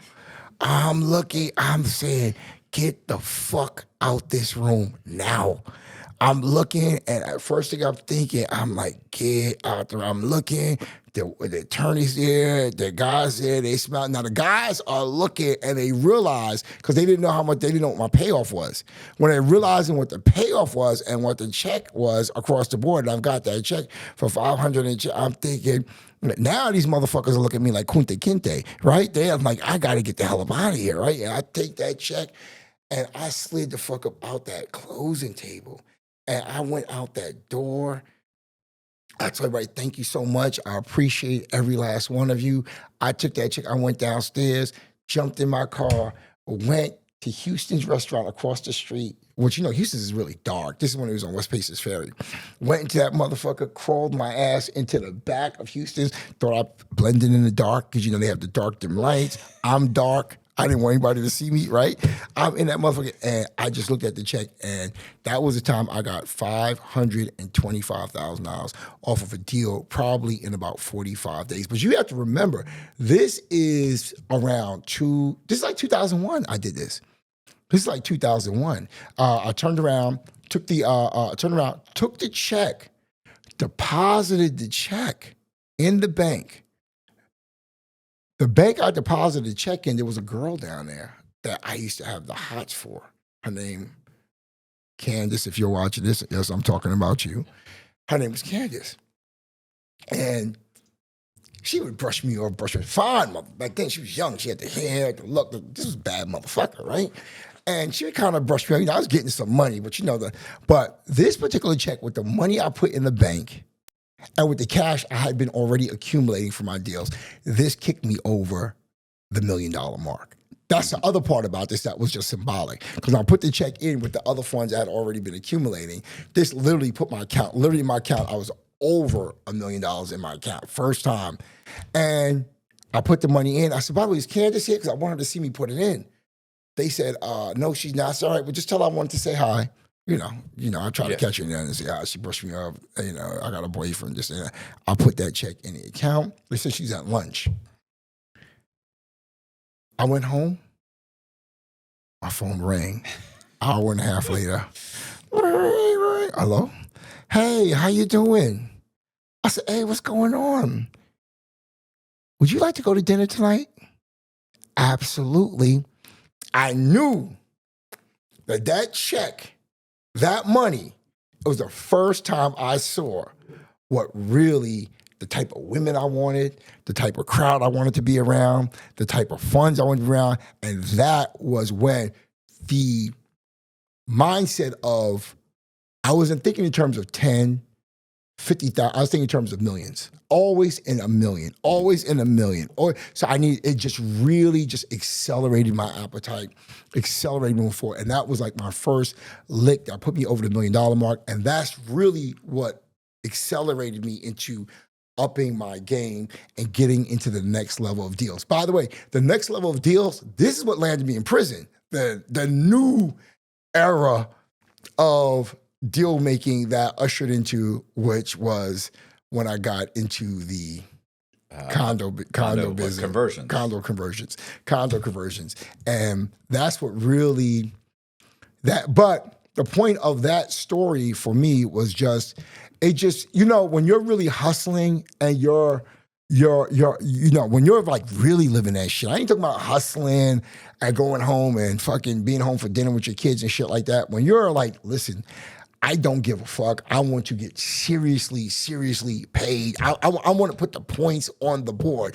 It's like being in the NBA, going to play ball. I want to get on the court. Pass me the ball. I want to show you motherfuckers I can dunk too. Right? I want to show you that my black ass can dunk. You know what I'm saying? You want to really let them see it. The mindset and the mentality, it starts to really evolve and go to another level. So I'm flipping contracts, flipping deals. My whole deal program is going, but I'm looking on how to elevate this. But I'm at this point, I really am killing it. I had a girlfriend at the time, another girlfriend at the time. I ended up living with her and I were living together, and when we were living together, things were just going south between us. I was in the streets. I was hustling in the street. The women had changed. The party had changed. Suddenly, the women were just going out with the friends, the crowd. I was going. I was the first person in Atlanta in 2004 that bought. I was like one of the first people with a brand new Bentley, the GT Coupe when they came out, the two-door. So I copped one of those. I still had my brand new Benz. I was just rolling. So my girlfriend and I, we had like a really nice contemporary townhouse that remember that, Al? Remember we had this really nice contemporary townhouse, and shit just wasn't working out. She said, listen, you're not coming home at night. I said, well, I pay the fucking bills. Why would you want me to come? I mean, do I have to come home? I'm paying for this shit. She said, what are you talking about? I love you, this, that, the other. Of course, I was completely disconnected. I'm like, what the hell are you talking about? I'm getting money. I'm making sure you're straight. And my view was, you wouldn't have been fucking with me anyway if I wasn't getting paid any houses. So enjoy the fucking ride. And she says, no, but I love you. Okay. So the shit. So one day I'm not Horrible. working. So one day I'm not working. Brutal. I mean, this is I feel bad. No, you don't. Because the thing really is that when these fucking, when you start getting paid and everything elevates, everything moves forward, the one group of people leave the room of your life and a whole new usher in. And that shit is superficial as fuck, and you love it. And you love that shit. Did you get the what? One group goes out, another group goes in. I wrote down TikTok. I said, when you get paid, give me a TikTok. But so it completely. So when she said, "I love you," I'm, I mean, I loved her too. But as There's never been anything more insincere well, said. well, here's the thing. As one of my kids' mothers once told me, I believe you love me the best way you know how. I believe you love me the best way you know how, right? So I'm at work one day. Again, I wasn't coming back home. I'm living with the girlfriend. Shit is rolling. Shit is moving. And she comes in one day because I wasn't there and I came there. I guess she got frustrated. I'm sitting at the office and the office is maybe 2 miles from my house. And she comes through, she walks through the door. She says, "Look, motherfucker, I'm sick of this shit. I'm not gonna be taking care of this shit. I'm not gonna be doing this shit. Yo, motherfucker, I'm here for you and I'm doing this for you and I'm doing that for you." And she's yelling in the middle of the office. People are there. I go back. I was like, I said to her, "Calm down. Nah, motherfucker, we're gonna do this." I said, "Listen, do me a favor. Just calm down. Let's take a minute. Have a seat. I'll be right back." She says, "All right." Walked out, jumped in my car, drove to the condo we're at, the townhouse, packed my shit up, put it in the car, put it in the hotel, came back and was like, "Listen, this is not working out. We need to go our separate way." I left. When I left that place, I went and on 14th Street to Mayfair, I walked in the door of the Mayfair the next day and I asked the lady, I always want to live in a Mayfair. Have you ever been in Atlanta? Is it a hotel? It looks like a hotel, Okay. but it's a condo. But in 2003, we're in 2003 by now, the Mayfair was the shit. Oh, this was just like it just had the all the decadence and all the finishes and you had to use the key to get in and all the concierge. It just had the whole shit. This was the walk in. You're in the middle of the city. This shit looked like Park Avenue, right? And actually at one point Beyonce had a condo in it. She had sold it by the time I got there, but this is just the level of what it was for that day, right? So I go in there. And I walk into the Mayfair. I'm like, this is where I need to fucking live. This is where I need to be. I had just copped the Bentley. I said, this is where the fucking Bentley needs to be. This is it. So I said to her, I walk into the leasing office, black chick comes out. She's about my age at the time. We're both maybe at the time like 32. And I said to her, "How much is a 2-bedroom condo?" I want a 2-bedroom. She says, "Oh, the 2-bedroom condos in here are $260." She's looking at me like $260,000. I'm like, $260,000. She says, "Yeah, these buildings are high rise, beautiful. This is like the pinnacle of the city." She says, $260,000. I'm like, $260,000. She says, "Yeah." I'm like, $260,000. I said, "Is that the biggest one?" She says, "Yeah." I said, "Do you have anything nicer?" She goes, "The penthouse." So I said, "Well, how much is that?" She says, "That's $800,000. A huge jump, but okay. I said, "Okay." I said, "Can I see it?" She looks at me. She says, "All right, well, I'll show it to you." She's a little apprehensive and shit. Right? And mind you, I got jeans and shit. She can't see my car and all this other shit. And I got jeans and t-shirt. I'm like, "All right." She's like, "All right, I'll show it to you." So remember, this is the shit I've been dreaming about. But I'd never been in a penthouse. Mm-hmm. And I'm just asking this shit because I'm mentally exploring. The $250, I knew I had that. But I said I could pay more, right? So she goes, we get in the elevator. She pulls the key out, beep, to go to the penthouse. That beep in 2004, 2003 was serious shit. In 2003, man, that was like some serious shit. Beep. I get in that shit. We start going up, and I'm thinking as we're riding up, I'm like, man, if they could just see a nigga boy, you know what I'm saying? This shit is crazy. We're just riding up, and and we How many floors? 33 or 34. Remember, this is 2003. This is like crazy, right? At the time, it wasn't that many big buildings. At the time, it was that big buildings. This was like crazy. We're riding up. We get up. There's like 4 units there for each corner, right? Bro, she opened up the door to the penthouse. She walks in. She opened that shit up. It's like the sky opened up in that fucking penthouse. The floor, the ceilings, the hardwood floors, the windows, how they just kind of wrapped and opened up. It was just, I looked, I said the kitchen, the granite, the floor. I said to him, the terrace was just, the air was so different. It was three terraces. And the air was, I just said, I looked at her, I walked in there and my heart racing. I looked at her, I said, I'll take it. She said, you'll take it. I said, I'm taking it. I'm going to close on it. She says, are you sure? I said, yeah. She says, okay, let's go downstairs and do the contract. So we jump back in the elevator. We go back downstairs. I'm excited as hell. This black chick, good looking girl. She's got her suit on. She says, all right. She says, good. So I could tell by her disposition though, something about me just isn't quite, maybe my elk just isn't really resonating with her. You know what I mean? So as we kind of going back downstairs and we're riding back down through, and I'm right there with her, and we're riding down, and we come back down to the concierge. The elevator. She opens the door up, and I see the white people with the dog come walking in. I'm like, oh yeah, the white people with the dog. This is the shit, right? I said, this is where the fuck I need to be. They come walking through and shoot their coats and shit. And we go into the sales office and shit.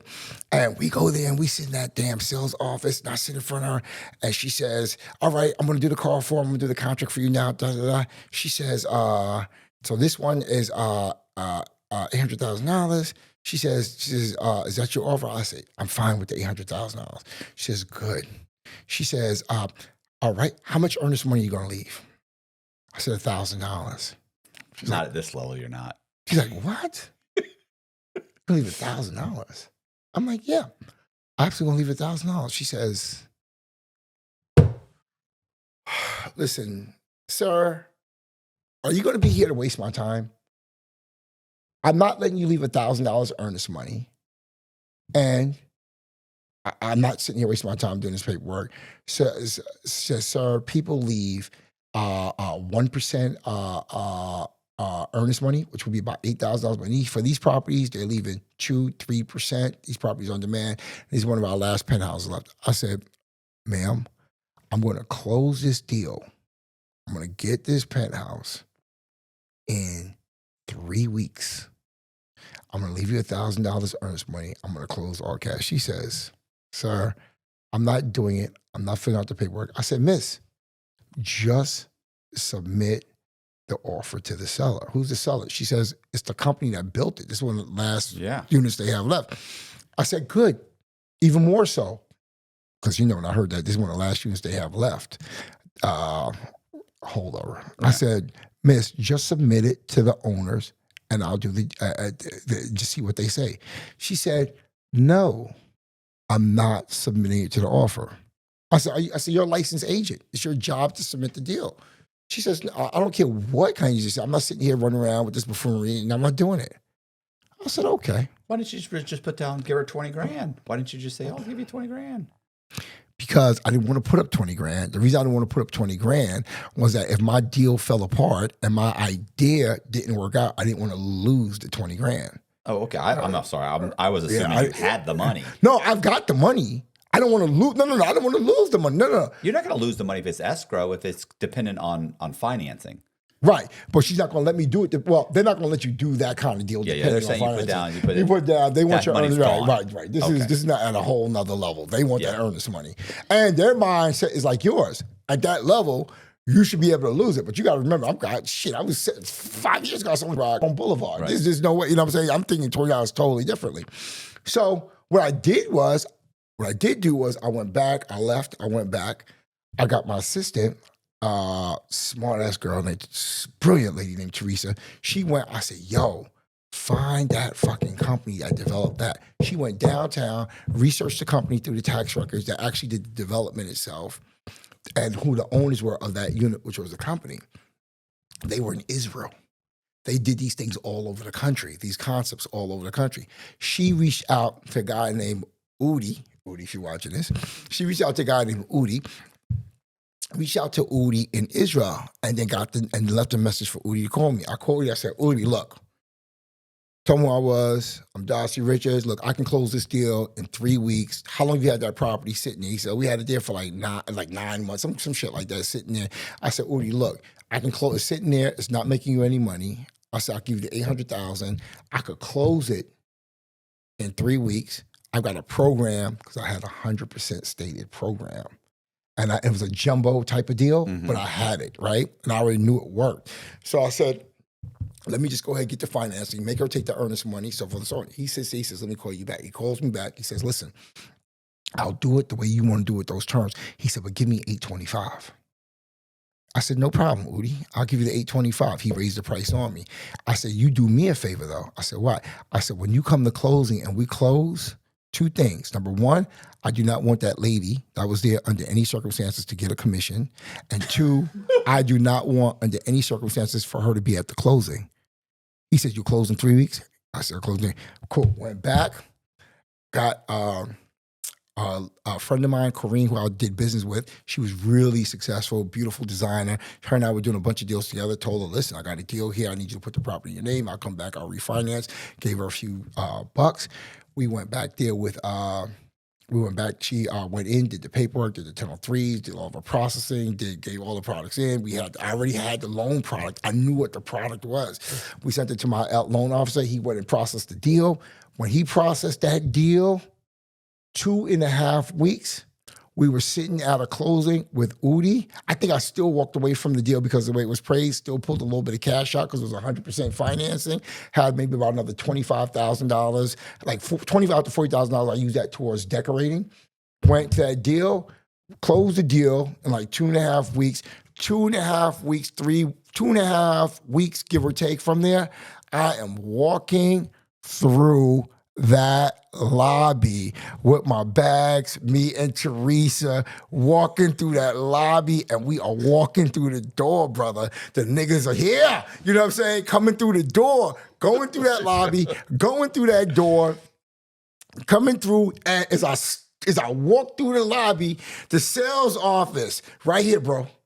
And she's sitting there. I said, God, how could you bless me like this? She's sitting there. I had the bags. I looked at her. Hi. I wait, you wave the bag. Hi.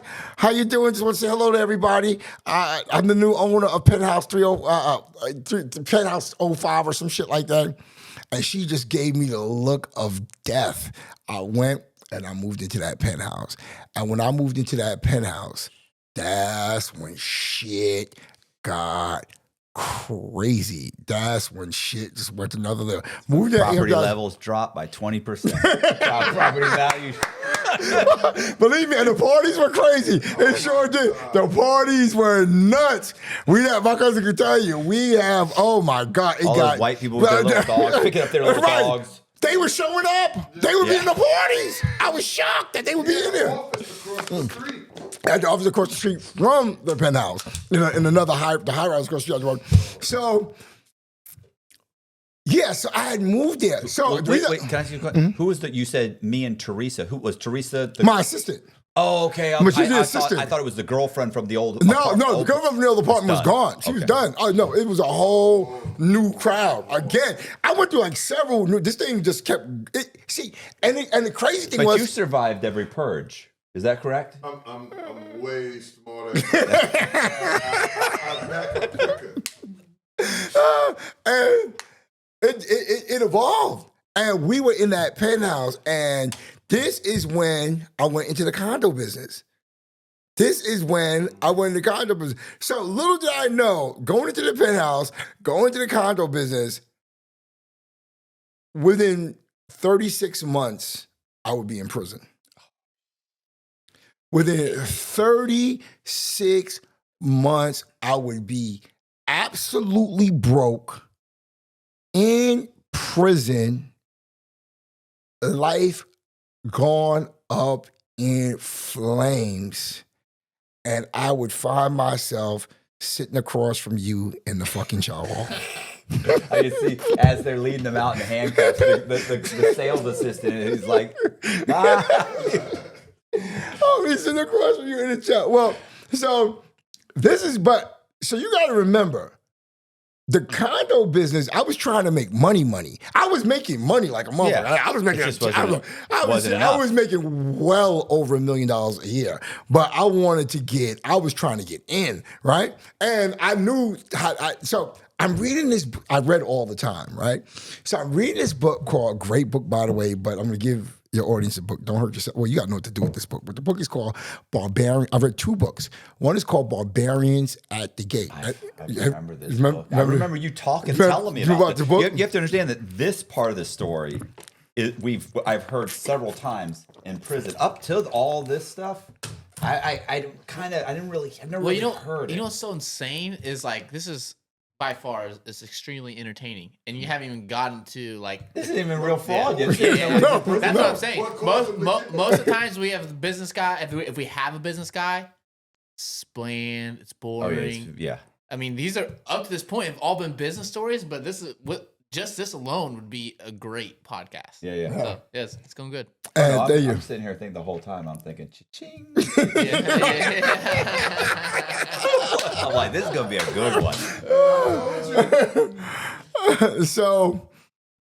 So I move. We're moving in, and I'm really, really trying to get in. So you got to remember, by this point, I'm hanging out with Kim Porter. I'm hanging out with. I become friends with like people like, and these are people you might have heard of. Kurt and Rashida, what's up? And, Kurt and Rashida. They right now they have a hip hop Atlanta. All these different. I'm meeting all these people across the board. I'm hanging out with. I'm with. Kenny Leon. I'm at the theater with Felicia Rashad. I remember from the Cosby Show. So this is how my crowd has like really changed, right? So, as we go through, so as I'm there, I read a book called Barbarians at the Gate. So when I read the book Barbarians at the Gate, I read another book. And the book was, I don't remember the name of it, but the book was about a guy named Sandy Wiles. Sandy Wiles, he started Citigroup. He started, let's just say Citigroup, but it was Citibank. He bought Prime America. I think Shearson, is it Shearson and Lehman? It was another brokerage house. It was a conglomerate of financial companies that did everything from insurance, hence Prime America, and brokerage houses, which was Shearson and Lehman, and the Citibank was obviously a bank. It's a big bank in the northeastern United States. I don't know if you've heard of it. I'm sure you've. Yeah, I owe some money. Right. So the part that stood out to me in the book about him was he goes into when he bought Prime America. The owner of Prime America was like this gregarious, charismatic kind of leader. And he talked about the business of Prime America, how they sold financial insurance, how they sold the whole insurance concept.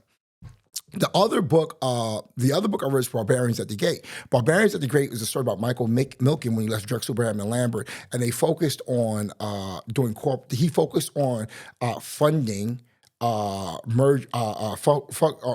focus on funding corporate raiders. And they're, in essence, what they were doing, buying companies, which again were conglomerates, and they were selling them off by pieces. So here's the problem I had. I would always have like a couple of, $1 million or $2 million liquid, but I just had trouble renovating houses all over the place. Especially back then, I was never particularly a great renovator. But the thing was, when you're buying all these houses, you got a house over here, you got a house over there, you got a house over there, and you're trying to run these projects to double, let's say $2 million and take it to $4 million. The renovations, you're a rehabber. Yeah. You're creative. You're a creative person, and you're detailed like that. But for someone like me, I cannot manage those projects like that. I'm not detailed like that, especially the way I was doing them at the time, and it just wasn't my thing. I was more of a sales deal structured deal. So I could never turn by with. So what I realized was, wait a minute, people are buying houses. I can still renovate, but I need to renovate with a simpler process that allows me to scale quicker and faster. You're like an assembly line. I'm like an assembly line, blah, blah, blah. So what I realized was, as I was thinking this through, I read the book Barbarians at the Gate, where they were buying the companies, breaking them off, and then at Prime America, where they had the people doing the MLM for Prime America, which is a multi-level marketing, where you bring someone in, and they kind of run it out like that. So what I realized was I looked at apartment complexes, and I said, wait a minute, these people are buying these condo conversions. I mean, buying condos all over it. All right, people talking about condos. Then I said, wait a minute, how much is the average condo? Well, the average condo was, let's just say $250 at the time. But you had these other buildings that people were buying where the average condo there was like $150. Well, how much can I get the apartments for? $25,000 a unit. I'm like, $25,000 a unit? If I get $25,000 a unit, I could renovate back then for, let's just say, $50,000 a unit. I could turn around and sell. You have soft costs, you have closing costs, you have holding costs. But if I'm netting $40,000 off a deal, $40,000 off a deal, $30,000 off a deal, that could work. So we started looking for deals. Well, when we started looking for deals, and I started working with other bird dogs, and we're putting together deals, I started seeing properties all over town back then where I was getting them for like $20,000 a unit, $25,000 a unit. I'm like, oh shit! That was getting How many units? Anywhere. My smallest one was 20. My biggest one was 144. And then then I was buying tracts of land. I was getting rezoned at the time, where I was building 154 units. I got that rezoned, but I bought the land cash. So I had money. I just had the money. So the money allowed me to get quick, fast access. So I would buy like a tract for like $800,000. Boom, here. I would buy, and then I started buying the other properties and bringing them together. So what I did was I did a deal. I did one condo deal. It was a 20-unit apartment building. So I bought the 20-unit apartment. I got the units for like $10,000 a unit. It was something, no, it was less than that. It was something crazy. I got the building for like $300,000. I got the building for like $300,000. It was 20 units. By the time I renovated, I sold each unit in there for like $130,000. I did the deal, renovated the deal, got the property, sold the property to investors.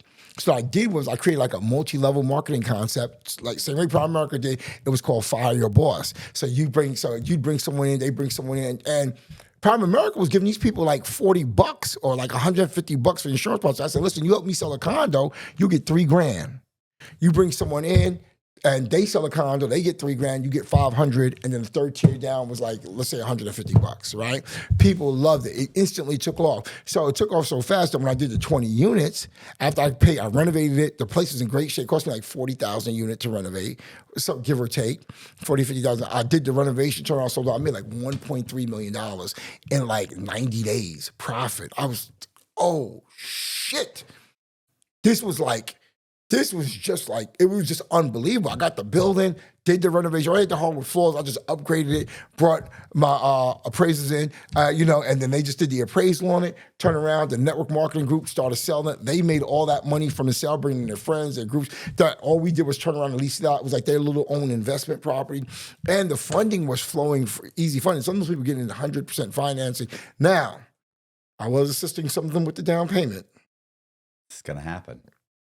So nothing wrong with that. Everybody's doing it. Everybody's doing it. So I was assisting them with the down payment, but the deal went through great. I made well over $1 million the first deal.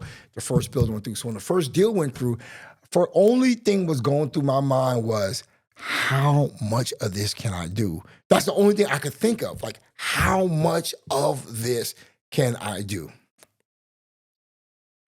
So let me back up a little bit relative to this story. There was a guy named Joe Haresh.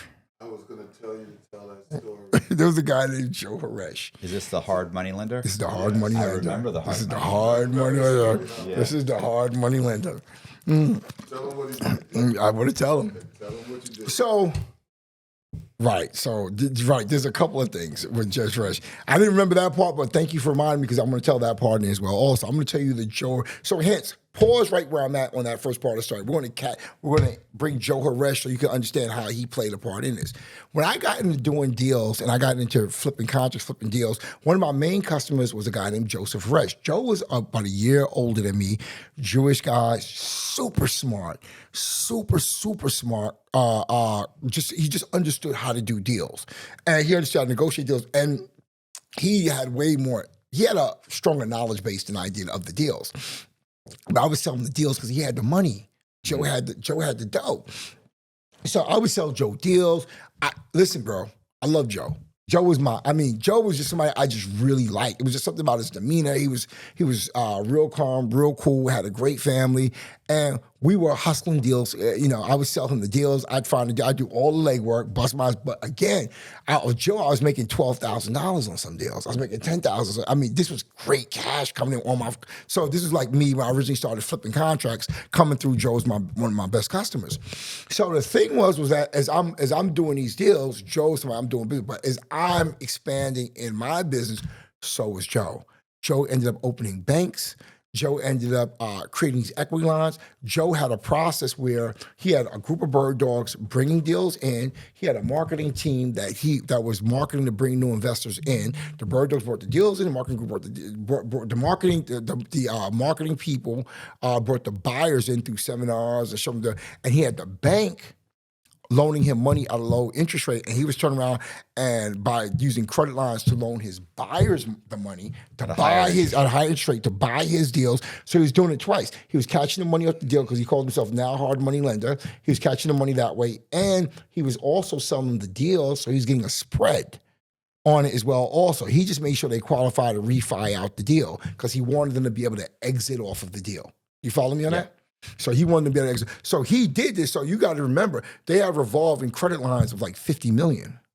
Mm-hmm. They just had the cash coming in. So again, his team would be advertising deals, do deals with like 3% down because he was able to give them low down payments. He gave them a great deal. He had one group filing a deal. It was a printing press for money when the market was good and when the financing was good. They brought the buyers in. The buyers would buy the deals. He had a team bringing the deals for the buyers.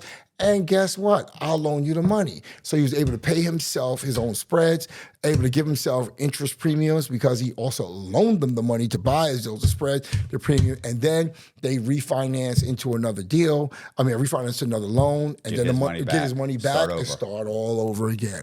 So Joe was making a fortune doing this process. So as Joe was doing this process, as he was coming through doing this process, Joe was making millions and millions of dollars through the years.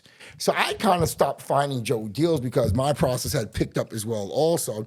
So now, hence, going into these deals, moving forward with Joe, Joe's a big lender in town. Joe's dealing with some of the major people like Omni National Bank. He's on that level. He's doing all these deals. His name is just ringing bells all across the city. Everyone knows who he is. So me, at this point myself, I am now doing condos. So what I did was I did the deal I made a killing on that first deal that I did. I had my guys find me a bunch of deals. My guys found me a deal that had 144 units from the guy named Moshe. Moshe had a 144 unit apartment. I got the deal at $25,000 a unit. I turned around, I had that deal. I had another deal where I was going to do 100, where I bought the land. I was going to do 100, I was going to do 35 houses there. Again, I just wanted to move the units and get everything built and just move, because my goal was $35,000 of everything, $35,000. Then I had the land that I bought that got rezoned for the 154 units. I was going to build the building from there. And listen, and the people who set me up to do this deal, they had just done a $50 million deal across the street. They had set me up, and I was part of this big community. They had this big tax credit program that they did. But the point is, I got the land great. I increased the value by getting it rezoned. I actually increased the density of the property. So I created all of this equity in it, which made it much easier for me to get financed. So I created the density in it through the rezoning, which was a big deal over there. So I got that deal. I had that deal I was going to do. I owned the land. I just had to get it built. That was my few new builds. And then I had the homes there. And then I had the 144 unit there. And then now I need to get the deals financed. So at the time, I probably had liquid at the time, $2.5 million. So the profit from these deals that I had all together. I'm looking for, before I tell you that, I'm trying to get the rest of the financing to take down the 144 unit, the 154 unit, and the 35 unit. So I go back, so Moshe's trying to help me get finance because he has his big building as well too. He gets a big payday if he can get me financed. He has a big name in town. This guy was like a builder, a Jewish guy who was a builder in Atlanta. He had properties up and down Piedmont. In Midtown Atlanta, he's going that kind of jumped off that Piedmont strip of building those mid-rises. So that's what he did. He was a developer like that. And he was so he took me to Omni National Bank, which is a place I had done hard money deals with for years. He took me there to see if he could get me the financing for his building. Mind you, I had the equity with these other deals. So I had the equity there with these other deals. I had some cash. He was trying to bring me to this deal. They spoke to me really fucked up in that meeting. Went to the meeting. They knew me. There was a guy there. I'll never forget, a guy there named Avi. And, he took me there because he liked me. And he had the big name, right? Mm-hmm. And he said, listen, I'm selling DJ this deal. So I was always in the hard money department. So now they brought me down to the commercial banking department. But this is private banking. These are like hustlers who got some serious fucking money. So they knew me from the hard money section. They did all the hard money, but they had a private banking section as well too. So he takes me down. This is his area, the private banking section, where they do for developers and developments. So he's introduced me a guy named Bob. He says, yeah, DJ's gonna do the deal. And the guy's sitting there, he has this big picture of like fucking Al Pacino, like a painting of Al Pacino there. And these motherfuckers look like gangsters. You know what I mean? Like they're bankers, but they look and feel like gangsters. It's like they're in the Haresh, their team is there. And I'm sitting there, and I knew who Avi was. I'm seeing him passing by upstairs. So he's sitting there, he looks, he says, he starts speaking in Hebrew. Right. To Moshe. So as he's speaking to Moshe in Hebrew, Moshe's looking at him, and then Moshe looks at me, and then he's looking at him. And he's speaking, but I could tell by his body language, the hubris, the arrogance. Yeah, it's rude. First of all, it's rude just to fucking have that conversation. And his body language really was like, yo, fuck this nigga, right? That's what I got from this shit, right? Just fuck this nigga. So, but I'm sitting there and I'm with Moshe. I'm here with Moshe. Moshe's the man. You know what I'm saying? So I'm sitting there, and so I hear Moshe saying, so Moshe spoke a little bit in Hebrew. Then he came back and he said, nah, he could buy the deal. He's got some money. So I see him calmly walking the street. He's buying about the deal. He got some money. He could do this. He could do that. So Avi says, nah, I had some plans and shit like that. Never really looked at the plans. Never really gave me a shake, just kind of super dismissive. But not only super dismissive, gave me the Kunte Kinte look. If you're black, you know the Kunte Kinte look, right? It's like, nigga, get the fuck out of here. You know what I mean? That sort of look, right? So I sat there with Moshe, and Moshe said, listen, let me talk to the guy a little bit further, right? By this time, you got to remember, I wasn't Moshe, and I wasn't Avi. But I was getting money like a motherfucker too. You know what I mean? So I was like, fuck him. I'm like, first of all, I don't fuck him. I'm like, I'm not gonna sit here from this guy. I mean, I'm sure he was making money, but I'm like, fuck him, So I went to Moshe, I said, look, Moshe, I know somebody who's loaded. And he likes me a lot. You know what I'm saying? He's like, I was talking about Joseph, Haresh. So I go back, I called Joe. I said, Joe, look, I got these deals. I'm doing this. I'm doing that. I've got this going. I need this going. I got these deals. I need the financing, do the construction. I need the finance to do this. I need the acquisition money. I need the construction money. I had the deals, blah, blah, blah. So I'm telling Joe the whole deal. I showed him what I made off the other building, showed him my HUD statements, showed him my accounts. I went there, sat with him. He said, so he's there with his partners at their meeting. This is with me just kind of running through them. So his partners there looking, because the money sounds crazy. I know that they're like, is this guy real? Is this real? So Joe sits there and Joe says, nah, this is my guy. He says, nah, this is my guy. Nah. He says, I know this guy. He said, this guy's telling you the truth. He said, first of all, I'm looking at stuff. He said, but I already know what he does. He says, nah, he's really getting it like this. So he says, they go back, they talk. He calls me back for another meeting. He says, listen, tell you what, I'll fund your deal, but this is what you have to do. The process that you have, I love it. I've got an apartment building I need to get rid of. Run my apartment building through your system as well also. So I said, all right. So he says, here's how much I want to give. Here's how much I want for it. Bop, bop, bop, bop, bop, boom. I said, all right. So I looked at the deal. I'm like, well, I'm only like 8.5. We did numbers like, Joe, I'm only like 8.5 million to do all this stuff, right? To get it going, to get it moving across the board. The money was recycling. So the way it kind of worked is the money kind of came for some of the acquisitions because the 154 units was like $4.5 million itself. But then to get the project renovated and to get the project done. So it was the point of it getting renovated to a point where the sales start feeding the deal itself. But it had to get the momentum and get it up to that point. So it was about 8.5 million, 8.5 million give or take to get it to that point. So you had the acquisitions and then you had a certain amount of development that had to get done so we could start cash flowing off the units that sold. So I said, all right, cool. So I went and I brought Moshe. I said, Moshe, I'm going to bring you back to Joe. We're going to put this whole deal together. Da, da, da. I said, Joe's my God. So we go in the room. We sitting there, and it's me, Joe, Moshe. We start talking back. We start talking about the deal.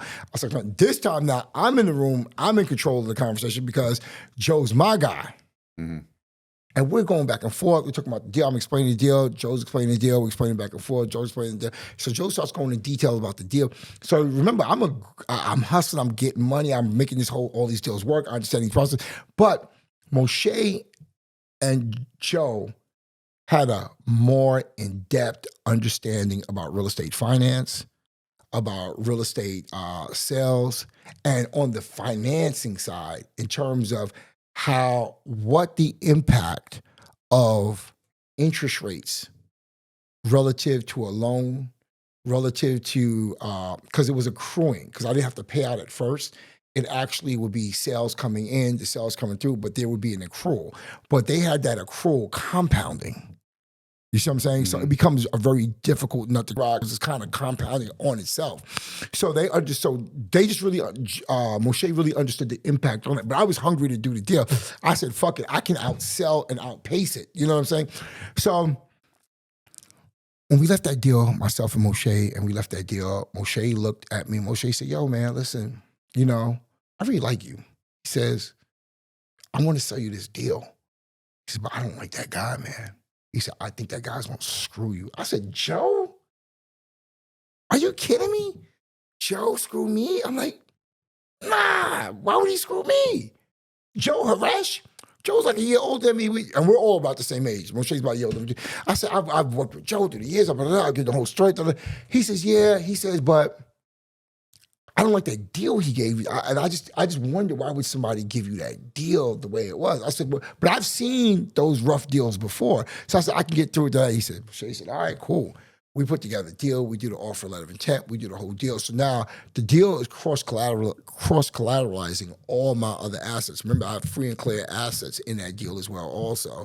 So it's the 8.5 million. But remember, I bought that property where the warehouse was building the 154 units. I got that property below market value. I created that equity. That property was worth like 1.8 million at the time. So I put that property up. I had the land deal up, and I think he had me put like another $1 million. So I was getting like 8.5 million, but I was still into it for like 3 million myself, right? Then, but that puts you in a bad position if you're in a position where you need to tap the equity. If anything goes wrong, how do you tap the equity if all these other parcels are encumbered by the deal? You know what I'm saying? Like if you got an asset here, like at least if I get into a crunch where I need money, I can go to that asset. I can go to this. He's tied up all your assets. What if something goes wrong? Something did go wrong. Right.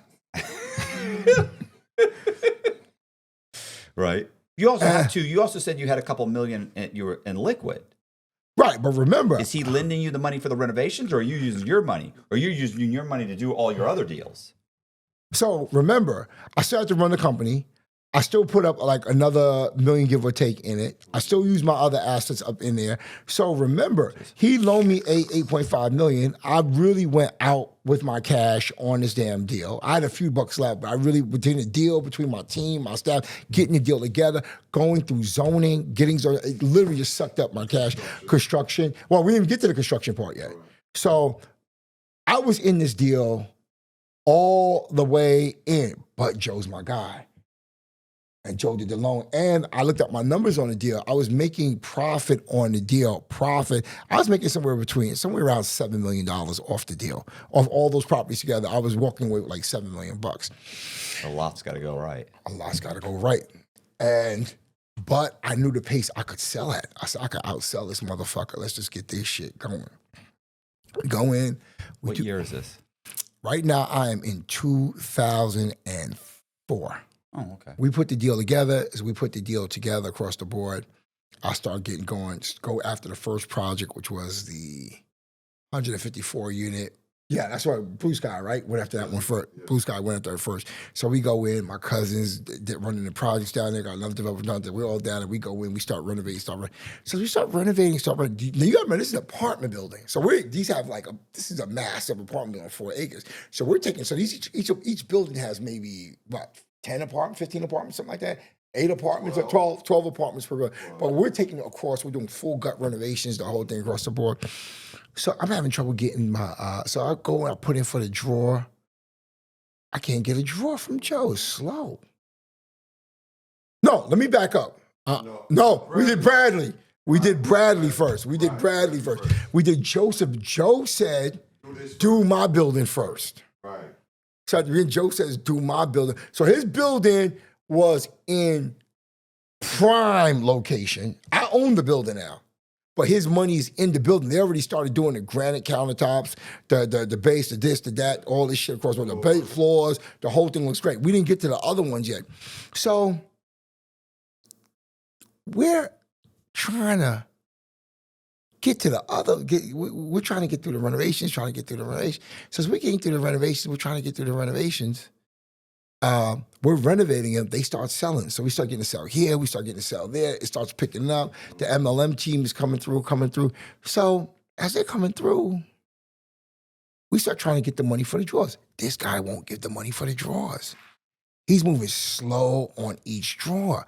I'm like, Joe, we have the momentum going. I don't understand. Joe's doing all these other deals. So we're renovating. Again, Joe won't do the deal. So finally, I'm like, yo, Joe, what the fuck is going on? You've got me in this thing for millions of fucking dollars. I need the drawers to finish the construction. The building looks great. People want the building. They're buying the building. He's getting the payoff because he funded it. So he's getting the payoff money. I'm like, where the fuck is where's the drawer for us to finish the renovation? Yo, we call him down. It's once, I couldn't reach you. Oh, I'm busy. The spin. Oh, I couldn't do it. So now it's killing me because, I can be an aggressive person. So it's killing me. I'm like, oh my God, Joe, don't do I just the thought of my relationship going there with him is just, and I realized something. Joe and his attorney, he had an attorney named John, they wouldn't give me the money. They was running me the fuck around. I'm calling like, yo, listen, I've got $50,000 in contracting bills. What the fuck? So, but again, he had a lot of units already done. Beautiful grand account. These buildings were selling for $265. They were done. They were nice. People wanted them. We just had to finish. Finally, this motherfucker, I realized, I said, oh, this motherfucker's not paying me. This motherfucker really is just not fucking paying me. So I said, well, let me teach Joe a lesson. So we called Joe down there one day. We said, Joe, listen, we want you to come through, come take a look at the property, see the progress. He said, sure, no problem. He comes down there. When he comes down there, he walks into walks on the property. I said, oh yeah, Joe, let me show you the unit. I'm sitting there. He says, all right, cool. We get up. I said, it's right in here. I said, look at the progress we have. We open the door. When we open the door up, as we open the door, Joe steps in. As soon as he stepped in, somebody was right behind him, locked the door, cut off the lights. 3 masked guys come out with fucking sledgehammers. Boom, boom, boom, boom. Destroy a $265,000 unit. Boom, boom, boom, boom. And they yell, next time it's going to be your head, motherfucker.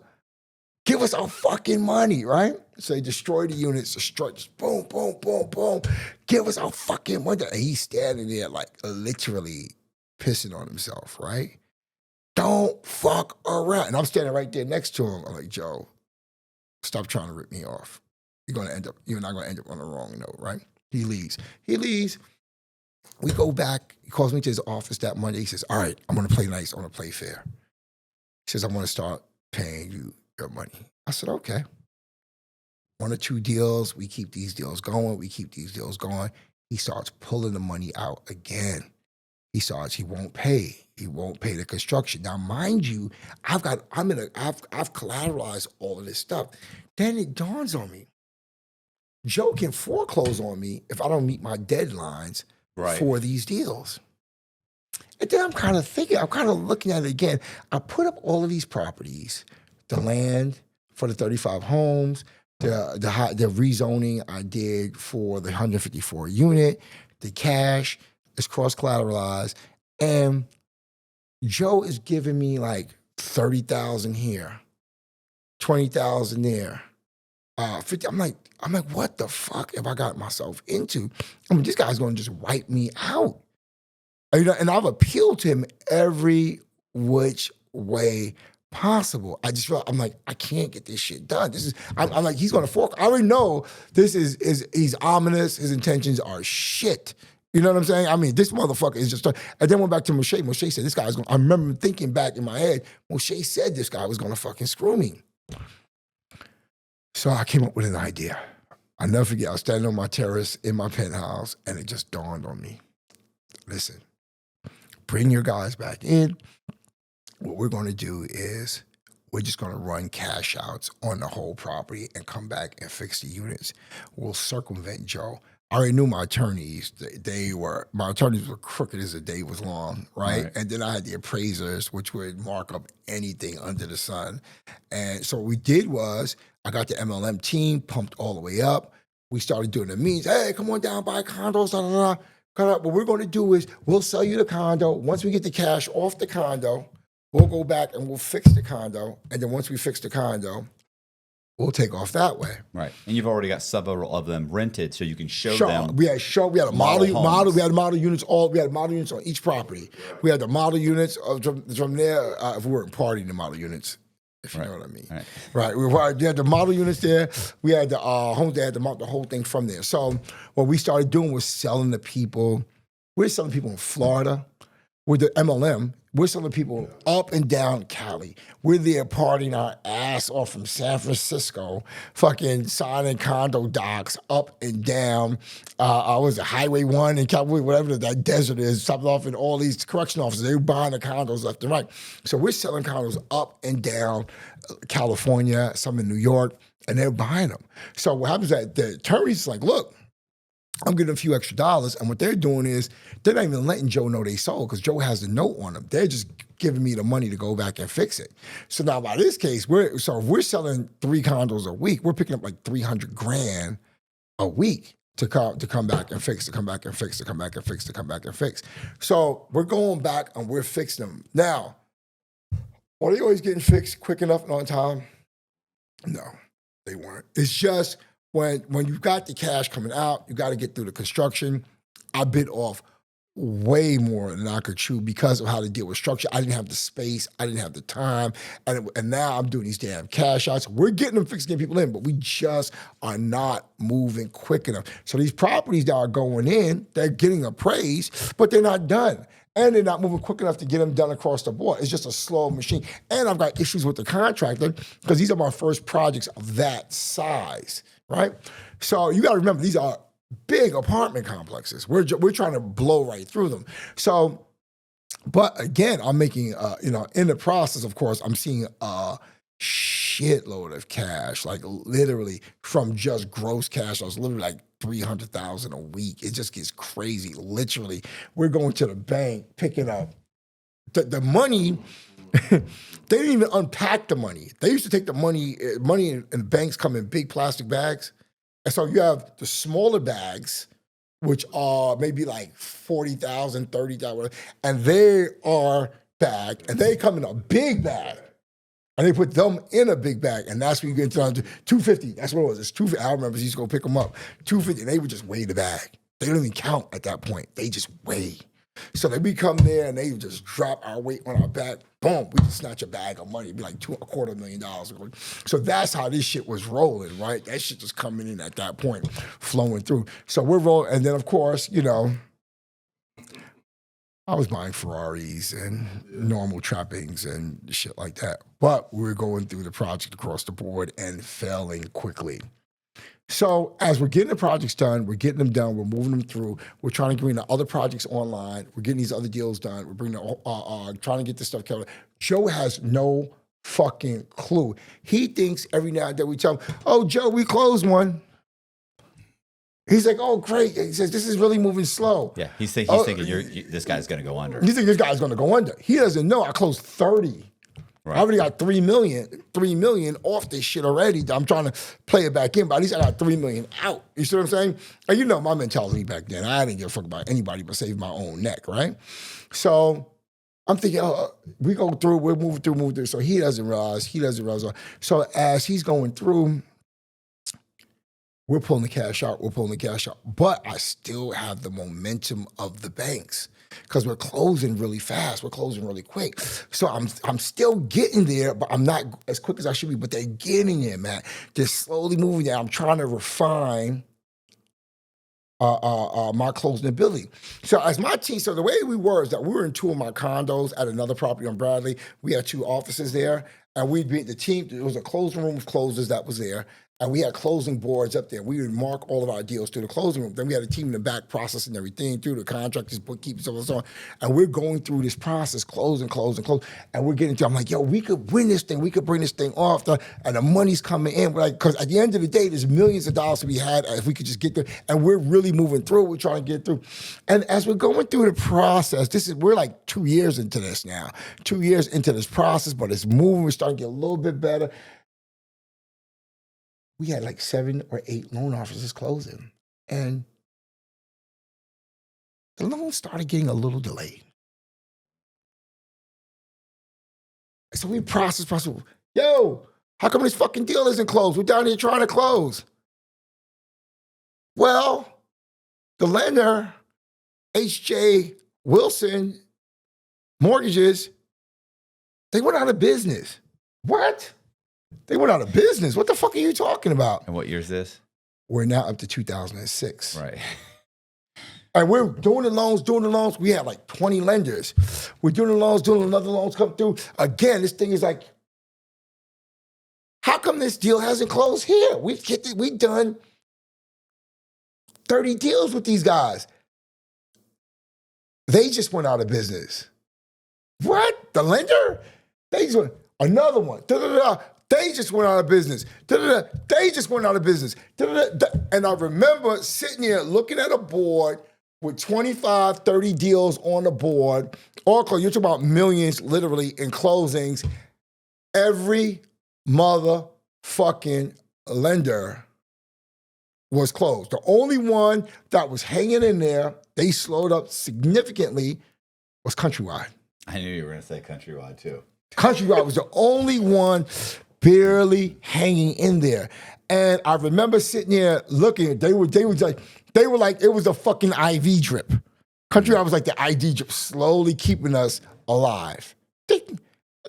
Close here, close there. So I'm looking at this, and I remember, you're talking about every lender in the secondary market fucking gone. And I'm thinking to myself, how come this isn't on the news? This is, I'm like, the whole secondary market just closed.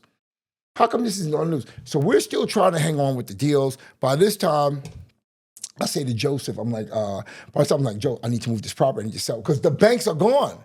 We need to sell this property. Joe says, all right, well, let's get the property going. He says, I said, well, look, I need to get this deal sold off.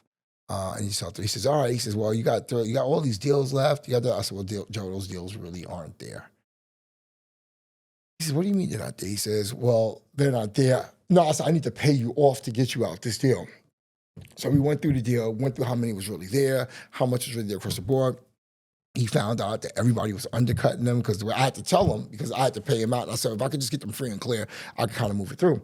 So we make a deal where for the building that was, he would release my other properties, mm-hmm. and the building that was left there for me to sell those units, I had to give him like, because of the interest accrued, and he was killing me, and I just wanted to get him out the way, and I didn't know what the repercussions were for what I was doing. I had to give him like $2 million, something like that, and I had the it was like my last $2 million. Because the bank I slowed up, I had the $2 million. We counted up this $2 million. It was like the $2 million I had. $1 million of it was in my house, right? The $2 million, right? $1 million of it was in my house. So I had to get the rest of the money out the bank, and we're packing up. We box it together, and we go to the lender, and at the lender, we close it. And we get Joe out the way. Well, while we're doing this and getting Joe out the way, I said, all right, now I can sell these deals up. I call this guy, Rodney up. I said, listen, I need an assistant. I'm fucking getting my ass kicked here. I got to get these units sold off. I'm trying to I've got these units left. I said, I need to go. Now, it's on the news. Banks have closed all over that. The market has crashed. The bank finance now it's all over the firestorm. The banks are closing. This is like the Great Depression. A year later, it hit the news when they announced that the secondary market closed. This really happened a year prior. Right. Yeah. They waited a year and then they announced it. It really happened the year before. So. As they're saying, as they're saying all this, I asked them. I said, I need some help. I need some help with what's going on. It says I'm losing these properties. The properties, the market is in the toilet. All the values are shot down. All the banks are closed. I gave Joe all my money. Where I thought the bottom was, I wasn't remotely close. The bottom was at this point what felt like infinite. Everything lost its value. I couldn't sell shit. Yeah, well, nobody wants to lend. Nobody's lending. Nobody's lending, and nobody wanted shit. The value, the value went. Suddenly, our condos were $250 is now worth $10,000. Literally, $20,000. That's what they were doing in the hood. That's what was going on. So I was wiped out. This lady. We're trying to do. We're getting a cash out done here. We're pulling off. He sent me over this new lady that came through. That's really doing well. She's helping me out. She's really supportive in the process, and she's moving money back and forth with me. You know what I'm saying? She's helping put money in my mother's, sending money to, I had sent my mother some money to help her out, sent money to family members to help them out. We have money coming through, just to make sure shit is rolling through. And as we're doing this, but I'm broke. And suddenly I can't pay my mortgage. My mortgage was $7,000 a month. I paid my mortgage fine for years. Suddenly, I couldn't even pay my mortgage. I'm like, this is fucking crazy. And I'm sitting here. I had to go live with my girlfriend at a house that she had owned on Moreland Avenue. I'm sitting there in that house. I'm like, what the fuck is going on? The whole shit is falling apart. It's like 10 o'clock at night. My whole world is fucking falling apart. And as I'm sitting here thinking, what? I can't get out of this shit. And I've got a bunch of cash outs that are unrenovated. Now I'm thinking if the feds ever see this shit, I am done. I'm going to fucking prison. I'm like, if they see some shit like this, it's going. And as I'm doing that, the phone rings. 10 o'clock at night. I look over. It's Joseph's lawyer calling me. I'm like, oh, this could not be good. That's all went through my mind. This could not be good. Ring. I answer the phone. Hello? Hey, DJ, this is John. I'm thinking to myself, you fucking piece of shit while I'm in this problem. Hey, John, what's going on? Hey, just wanted to inform you. Joseph just blew his he just off himself. I'm like, what? Joseph just 45 minutes ago, sitting at his desk, pulled out a 9mm out of his drawer and blew his brains out. Well, why? Joe had in that process, remember I told you he had leveraged all that money that he was loaning to other people to buy properties.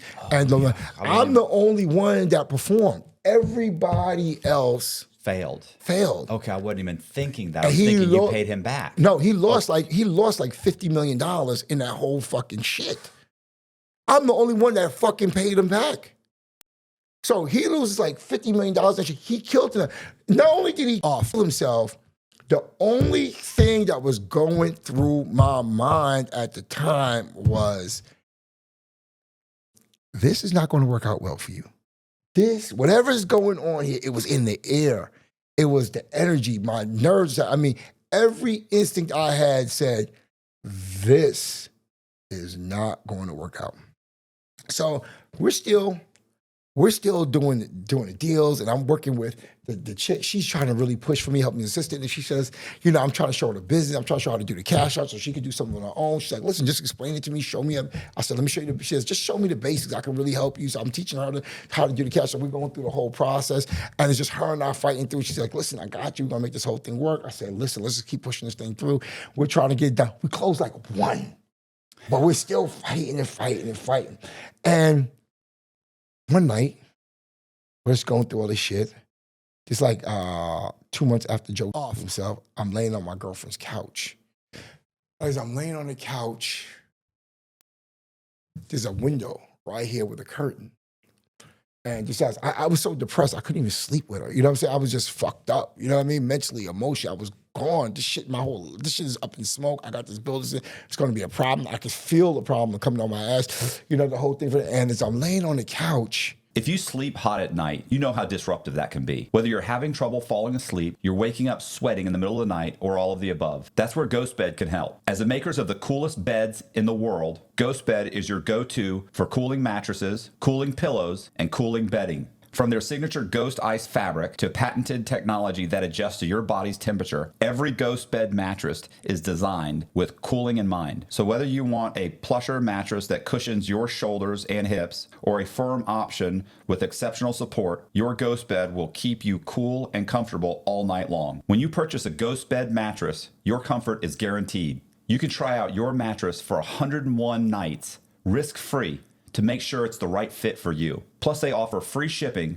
and most items are shipped within 24 hours. If you're not sure which Ghost Bed is right for you, check out their mattress quiz. You'll answer a few questions and get a personalized recommendation. Even better, our listeners can get 50% off site-wide for a limited time. Just visit ghostbed.com/Cox and use the code COX at checkout. Again, that's ghostbed.com/Cox with the code COX at the checkout to save a whopping 50% off site-wide. I go to sleep, and as I'm thinking, you're kind of in that realm between interim sleep, between you're awake and you're sleeping. As I'm laying there, I hear like 5 o'clock in the morning. I'm thinking I need to get up and take my son to school because my kids, me and the girlfriend broke up. I had a son that I would take to school, and I'm just kind of thinking to myself, you need to get up and take your school. As I'm saying that, I hear, as I heard that, I had this vision. A vision came to me. In this vision, I saw men in green flap jackets all across the lawn with M16s that said FBI. That's what I saw in that moment, in that vision. And I woke up, moved the curtain back, and I knew when I moved that curtain back, whatever I see is going to absolutely change my fucking life. It will never be the same. I pulled that fucking curtain back. It was the fucking vision. Person for person, across the lawn. What I saw in my head was right there. They were right there. FBI, open up.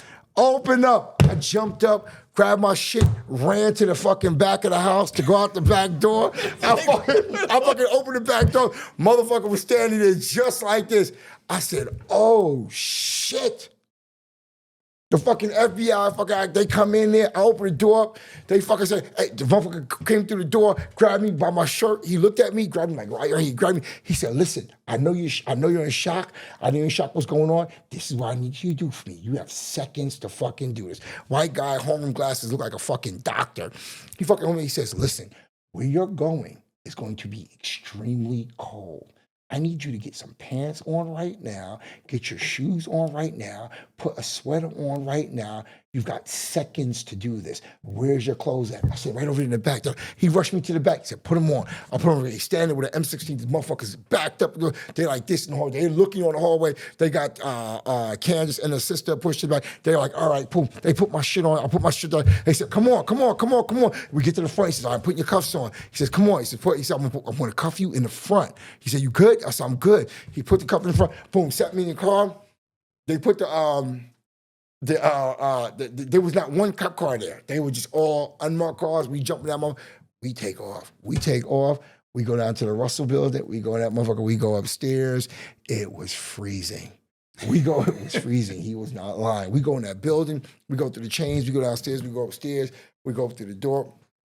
We go in this, we sit down. And as we sit down, as I get there, I see my whole team. The lawyer. The lawyer. The appraiser.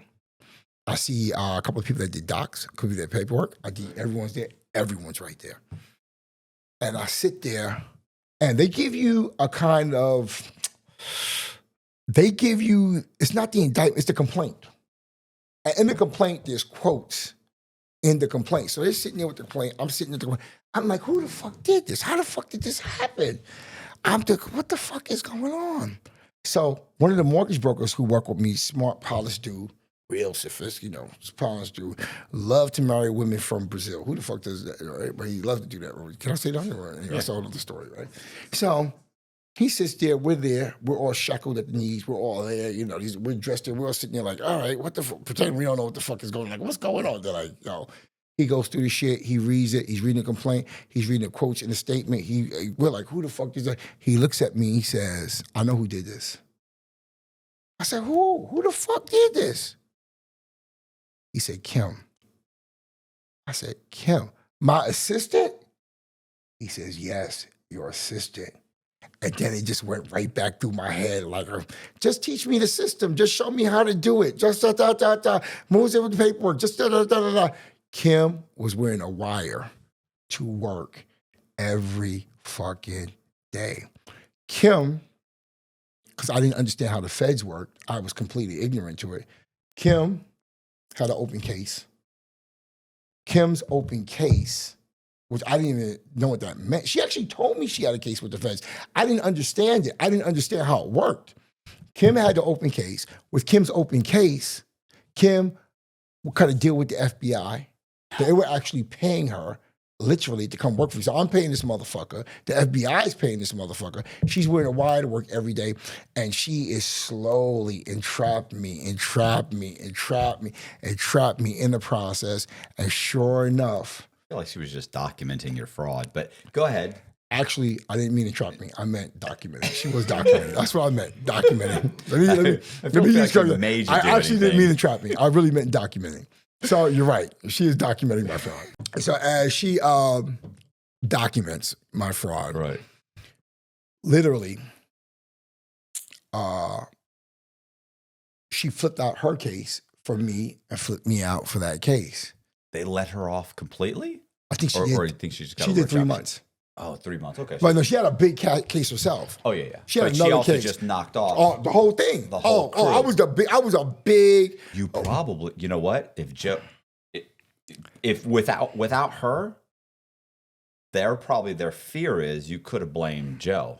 I did try to blame Joe. and listen, I'll tell you a funny story. When I went in to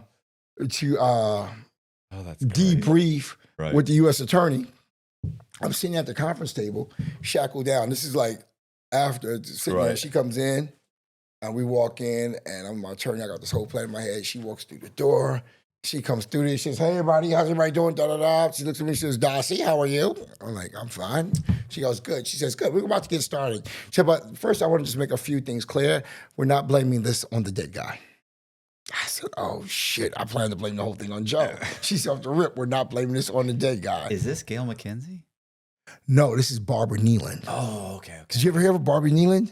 No, I know Gail McKenzie was come on, what's his name? Kelsey.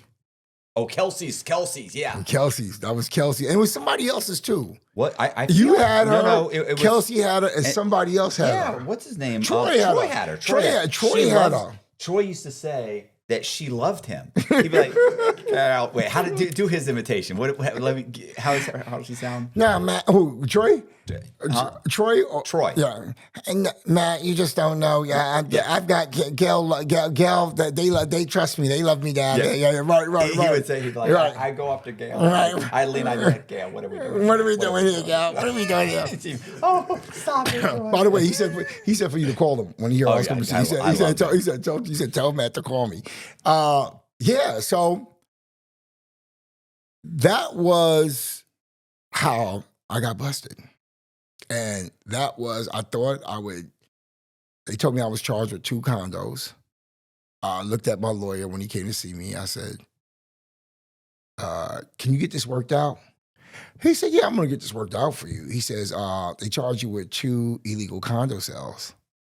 Nothing. I said, all right, that's nothing. He says, yeah, you probably do a little bit of time for that. I said, okay. I said, how much? He said, you might do 2 years. I said, 2 years? I said, how the fuck am I going to do 2 years? Are you fucking kidding me? He says, yeah, 2 years. Like, as he's telling me this in the court for the arraignment, he says, prosecutor says, excuse me, could you, to my lawyer, you know what I'm saying? He says, hold on, let me see how I can work it. I hear talking, and the lawyer's looking at me like this. Now, while she's talking to me, he's looking at me. He's going like this, looking at her, looking at me. I'm like, you know, it's like, what? He's like looking at her, looking at me. He's like, and she's in his ear. He's like, and then he walks back over, like deflated and shit. And he's just looking at me like I'm dead man walking. And he says, okay, it's 2 condos, but you have what's called a superseding indictment. I said, what the fuck is that? He says, apparently you've owned a lot of property. And apparently you've sold a lot of condos. They've got your money count right now at 30 million. And I'm sitting there like, okay, what does this mean? He said, you could get like 20 years. I'm like, what? 20 years? What the fuck are you talking about? He says, 20 years. He says, yeah. He says, you could get like 20. He says, I said, well, how much are they really going to give me? He said, it could be 20 years. I'm like, what the fuck are you talking about? I'm like, what? I'm like, and when you're in that situation, that's the thing about crime, especially when you're committing crimes. And, you know, some of us, we're in denial about, like you just said when I said entrapment, which is not what was not the term I meant to use. But the point is that you really don't realize, A, you're a fucking criminal, number one, and B, the consequences are brutal. The consequences are unspeakable. Mm-hmm. And you keep thinking, you know what's funny? The moment you get away with it, I think that one's done. Got away with it. No, right. no, right. You didn't get away. You got right. away with it for now. It's and you forget about it. And then when they come to you and they catch you for this one that you know they have you for, and then they stack everything else up, Right. you're like, oh, forgot about that. Oh, forgot about that. Oh, forgot. Next thing you know, you start to realize like, oh no, this is getting bad. I thought I got away with those. That was over a year ago. Right. Oh, that was 2 years ago. No, it doesn't matter. Right. And next thing you know, it's overwhelming and your lawyer's trying to convince you how much trouble you're in. You're thinking, I just filled out some paperwork. I say that all the time. Colby hears me say that. Like, how can I get 26 years? I just filled out some paperwork. It seems innocent. It does. I didn't hurt anybody. I didn't kill anybody. I didn't do it. You know, but you know, it's you know, I love it when people, white collar criminals don't get any time. No, they get a ton of time. They typically cooperate. They get decent lawyers. They try and talk it down. They try and whittle it down. If you're lucky, you can cooperate against a bunch of people and you can get your 20 years whittled down to 4 years or something. If you're lucky. Yeah. But if you're not lucky, then they'll crush you. And they make you sound like a monster. You're a monster. But the truth is, if you sit there and lay down exactly what you did to the average person, they're like, that's why, well, yeah. you just feel like listen, not only that, let me tell you to the degree that everybody was doing this. And I'm saying that as a cliche. I just want to tell you this quick thing. I tell people, I've told this story at seminars. I'm in jail, waiting to get sentenced, right? I'm going back and forth to court, right? Why would I be going back and forth to court in the feds? But I'm going back and forth to court with jail, right? It's hard to explain to other guys, to the drug dealers and everybody in the unit. My lawyer again. Right, my lawyer again. So I'm going back and forth to court, right? So I'm all over the fucking news. Mm-hmm. I'm going to jail. I'm going to prison. Like, these motherfuckers have me as a pariah. You know what I mean? I'm going to jail. I got to go to court. I'm sitting there like, God, I'm hoping. Now reality is set in. I'm hoping and praying for 10 years. This is where we're at. The motherfuckers around me in the jail I was in, they're getting 30, 40, 45. I'm like, oh, shit. And you're thinking to yourself, what have I done to myself? Mm-hmm. So they come, Richard, you got to go to court, I'm like, all right. I start walking out, through it. I hear the girls to the front, fuck you going, Richard. You know, I'm going to court, right? I'm going to court, right? So they take me downstairs.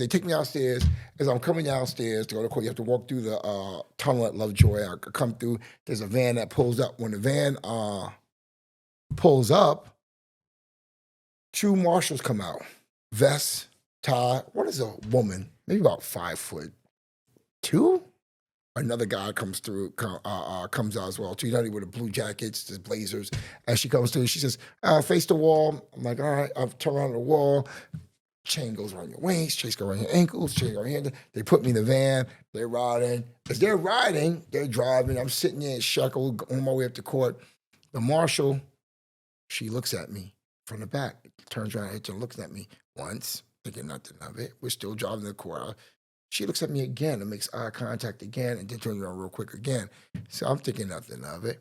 We go into the building, go through downstairs where the courts are, to take me upstairs to the jail, take me upstairs, walk down the right hall, open up the big steel door, put me in there, open the cage, put me in there. I'm shackled, take the cuffs off, I'm shackled by the legs.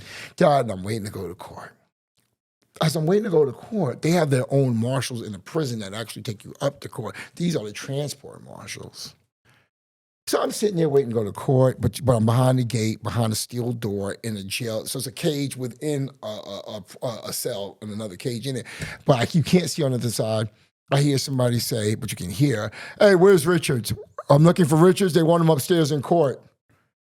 I said, okay. I hear someone say, a woman's voice says, she says, I'll take him.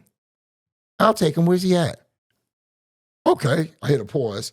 He's right over here, So, door opens up. The marshal comes out. The marshal comes in. It's the same woman again. She looks at me. She goes, Richard, come on, you got to go to court. I get up, shackles on. She has me come out the cage. The other marshal standing by the door. She puts, again, chain around thing, put the handcuffs on. Blah, blah. She starts walking me out. She says, as we walking down the hallway, this white sterile hallway, there's an elevator at the end which takes you upstairs to the court. As she takes 2 steps, she looks at the other marshal and says, I got him. I'll take him from here. He says, all right. So now it's her and I walking down the white hallway. We're walking down the hall. We get to that long hallway. She opened up the door. I've been here several times, so I already know. Walk in the elevator, face the wall, don't turn around. As we go in, her and I go into the elevator. Now, something's rubbing me as weird about this whole thing. Why am I seeing the transport marshal again? Why am I in this hall by myself? I step on in, the elevator comes, the elevator opens up. She says, step in. I step in, boom, I'm facing the wall. I'm looking at the wall. She's standing by me. She hits the button to douche.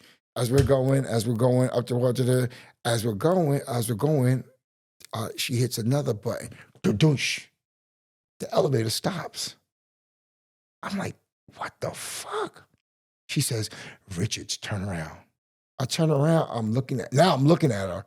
It's the same bitch from the fucking, she says, Richards, turn around. She looks at me, she says, Richards, listen, really quick, I don't have much time.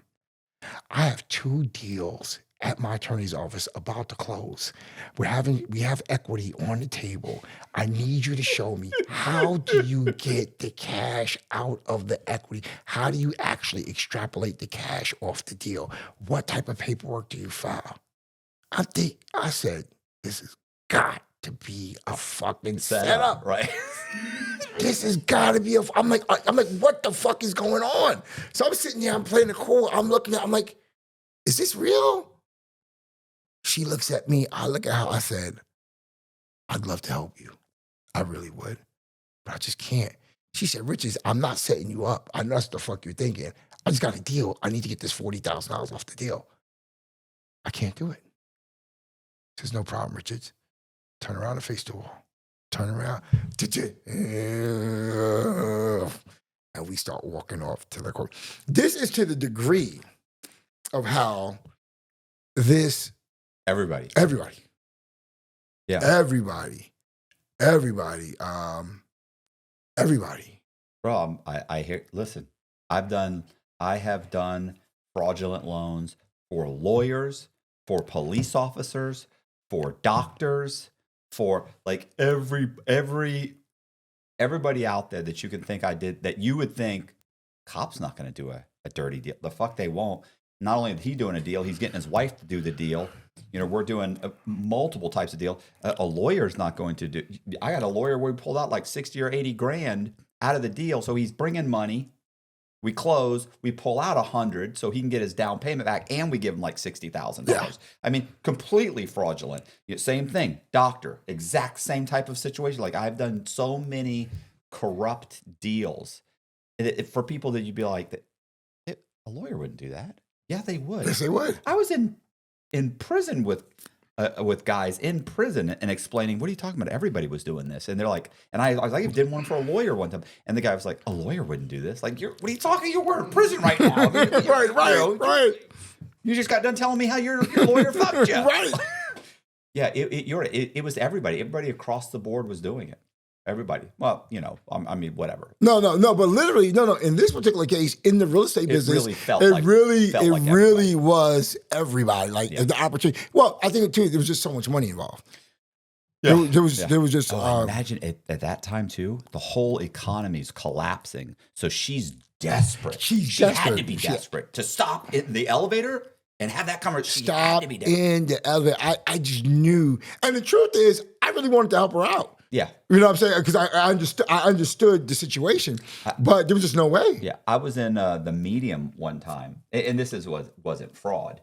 It was literally, it's like 8 o'clock at night. I'm at the Medium. Cop walks in. You know, everybody's locked in. This was the Medium, 2 tiers. They're watching TV.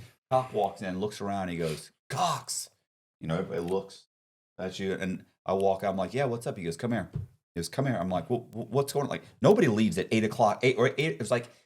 It was like probably 8 or 9 at night. Let's say it's 8 late. They're at 10 o'clock count, you know? So I'm walking. He goes, come here. And I'm like, what's up? He walks over to the door. It's got the Sally port. He opens one, walks in, closes it, opens the other door. And I'm like, what's going on? Is just walk down to to A unit. Well, which one? A1, A2? Go to the A units, the building. And I'm like, go. And I'm like, I walk down to, it's fucking dark, bro. I've never been out. I'm scared. I've never been outside when it's dark. You know what I'm saying? Dude, it's 8. I walk down from, I was in B unit. I walk down and there's a couple of COs down there. And I'm walking up. Listen, I was actually praying it was like the fucking FBI or something. Like they needed to ask me a question. I was like, please let me get out of here. The cut. Yeah. I walk down there. I walk up and the cop, he is, Cox? And I'm like, yeah, what's up? What's up? And he goes, all right, listen. He said, I'm looking at a condo. I'm looking at a townhouse right now. He goes, it's going for $195,000. The entire complex, he said, half of them are in foreclosure, but this one's finished.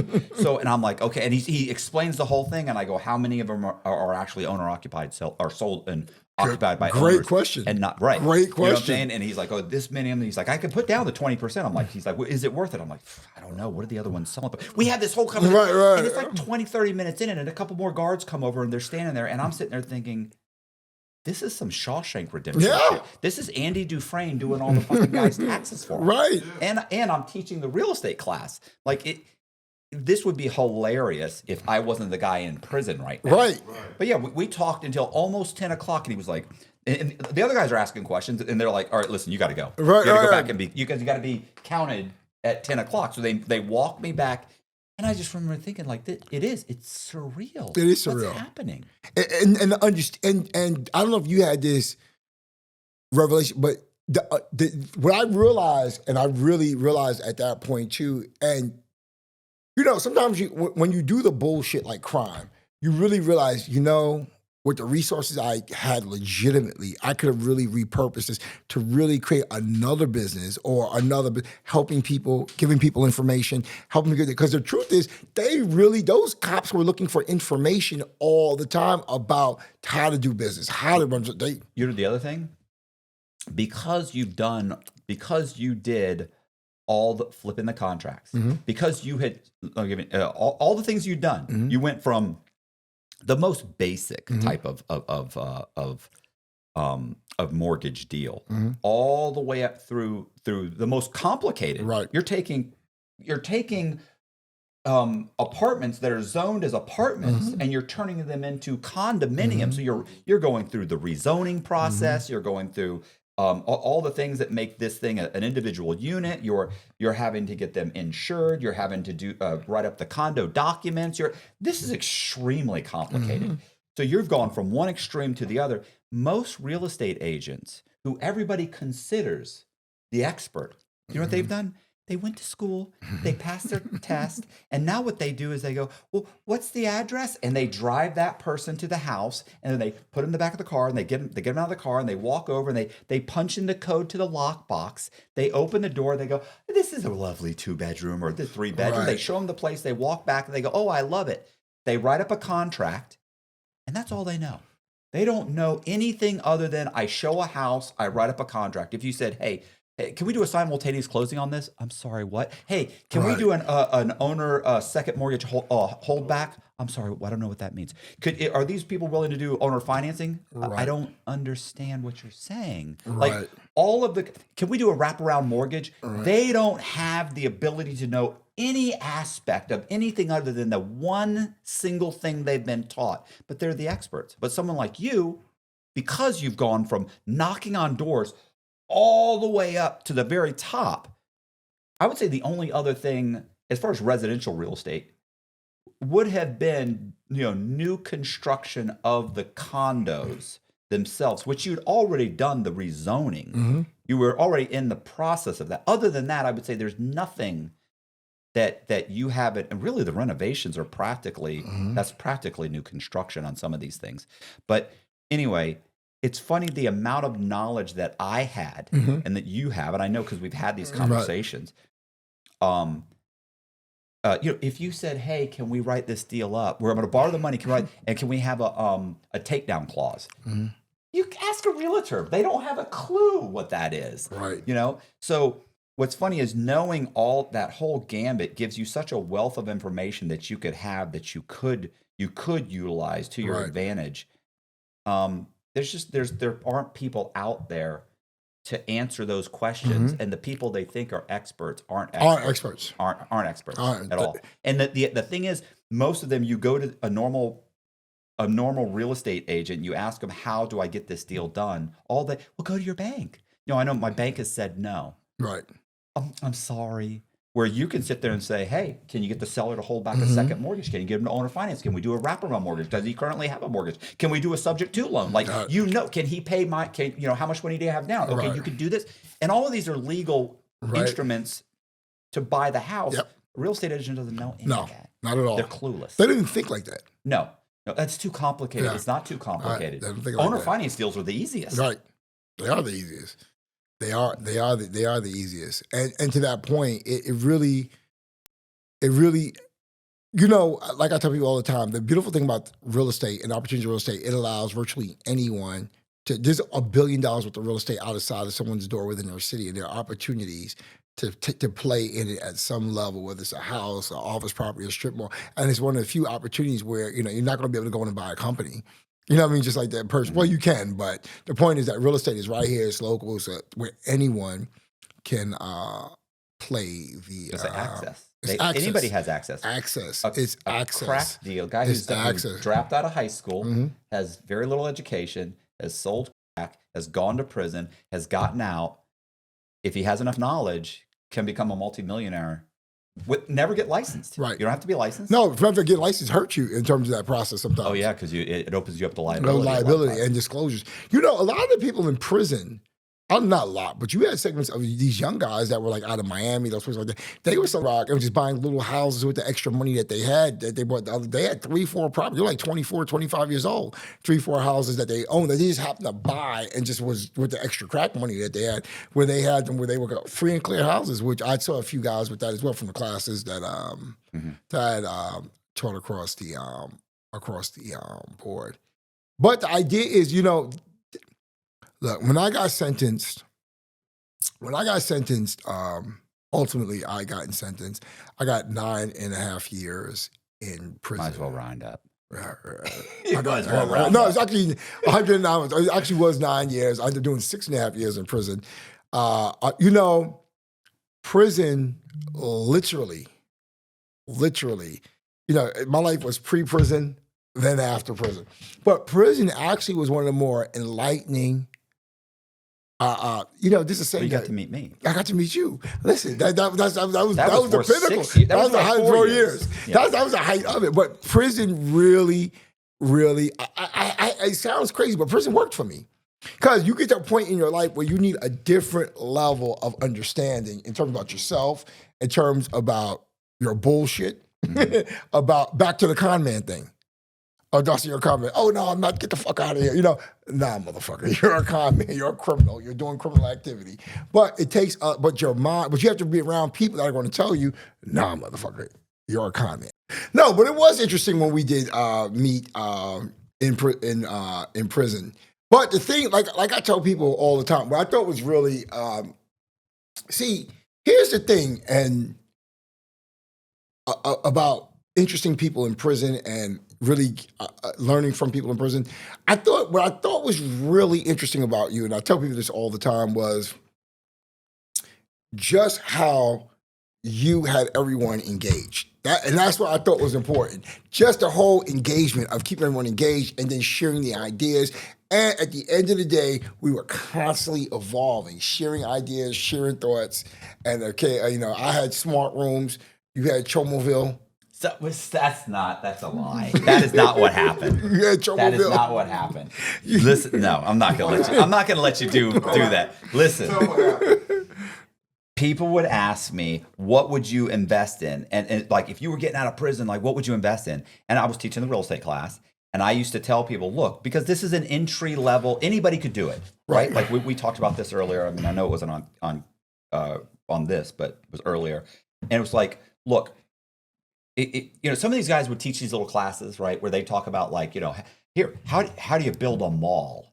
Right. Build a mall? This guy's never had a job, or right. the best job he's ever worked is like he was a busboy, and then he started selling drugs, or he was robbing banks, or whatever. Like he's not going to build a mall. So don't try and teach this guy how to build commercial buildings. Like what is accessible to everyone is buying a single family home.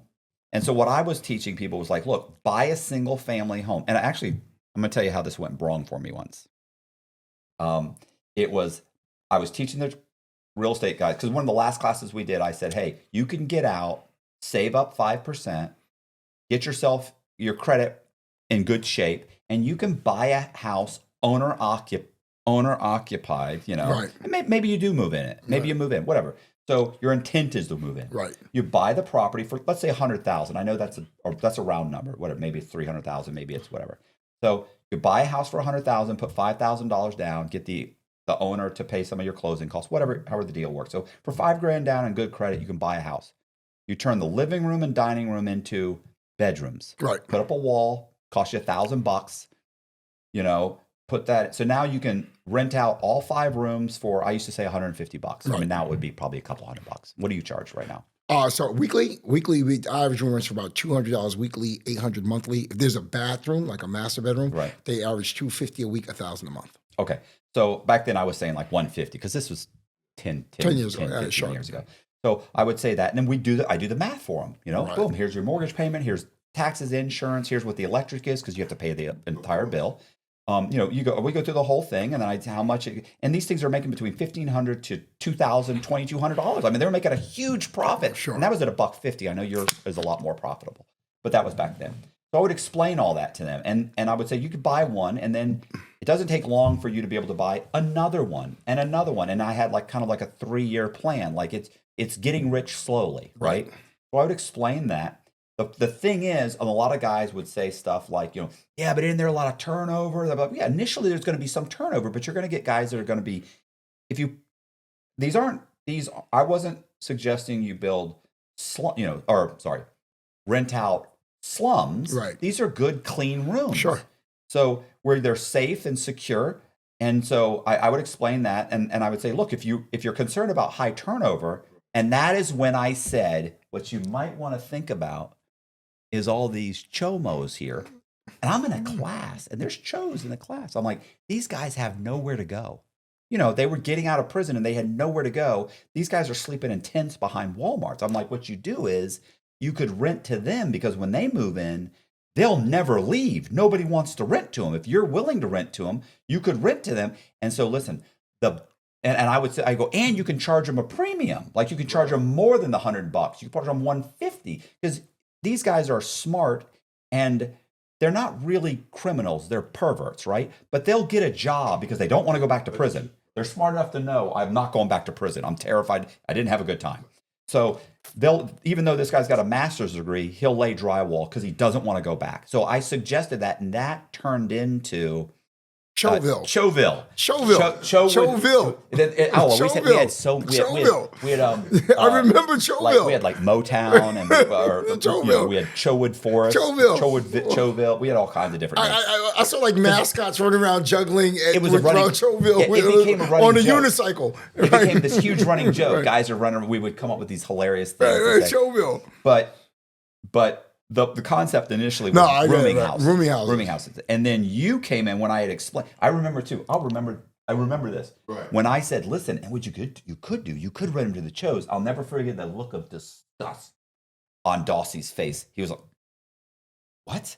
I'm not going to do that. He was just disgusted that I would even suggest it. And and like I was telling you earlier, I rent to Chos to Chos now. Now, yeah. I rent to that. But I think I don't know if I was disgusted. I think I just did. And I think you right. I think when you said it to me, I was thinking, but again, I still shouldn't be discussing. I didn't understand the market.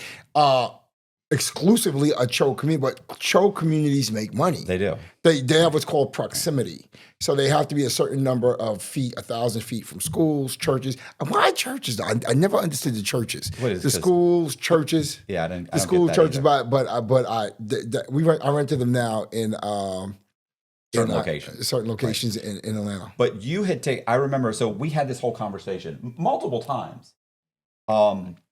And that was just one aspect, by the way. That wasn't my whole goal. It was it was a comedy. No, I got it. But then I remember 6 months later, somebody comes up to me and says, yo, bro, have you seen he had like a whole business plan written up. Dossey's business plan? Yeah, bro, he's doing this whole smart homes thing. I don't know if you called it smart rooms. Smart rooms.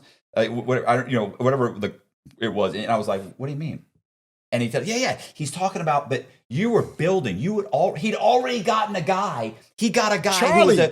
Who was named Charlie? He was in your unit, wasn't he? Yeah, he was in your unit. He wasn't white my unit. Dude. He was a Charlie, draftsman or an architect. Yeah, he was good too. He had a whole. He had the whole thing wasn't drawn talking out. about doing it with houses at that time. Do it with a high rise. He's talking about building. Yeah, it was a high rise. Yeah, it was a high rise that we did. He has. Remember that? Yes, you had. We had plans.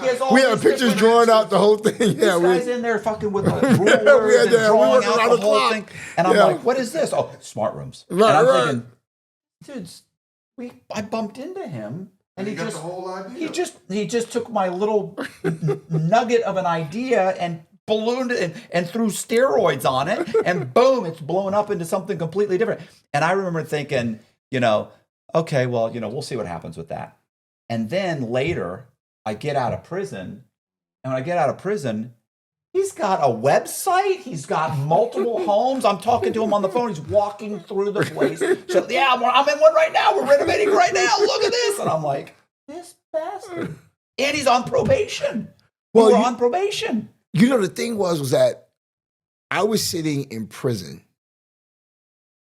I mean, I never liked being in prison. But when I would sit in prison at Coleman, I would sit there. And the thing I noticed in prison was two things which I thought was strange. I was never bored in prison. 'Cause I'm thinking, well, I thought you go to prison, you get bored. I was you're never, supposed- you're supposed to be bored. Thought you were locked up in the right, cage, right. right? I was never bored. And there was always someone for me to talk to. And then you had the cubes, the rooms. I was able to go to people's cubes. I was able to ask them for food. I was able to move out. I was hitting people for food. I was able to move back and forth. And I thought to myself, how come these communities that we have here in prison, how come they don't have these in the street? There you had the TV room, you had the microwave room, people were cooking, you had the shit. We laughed in my cube day and night and day. And it worked. It was functional, it flowed, it made perfect sense. And here was the real thing, because we had these focus groups in prison. When I would read the Wall Street Journal, I would read about housing prices. And then we'd study the median average income coming in. It made no sense.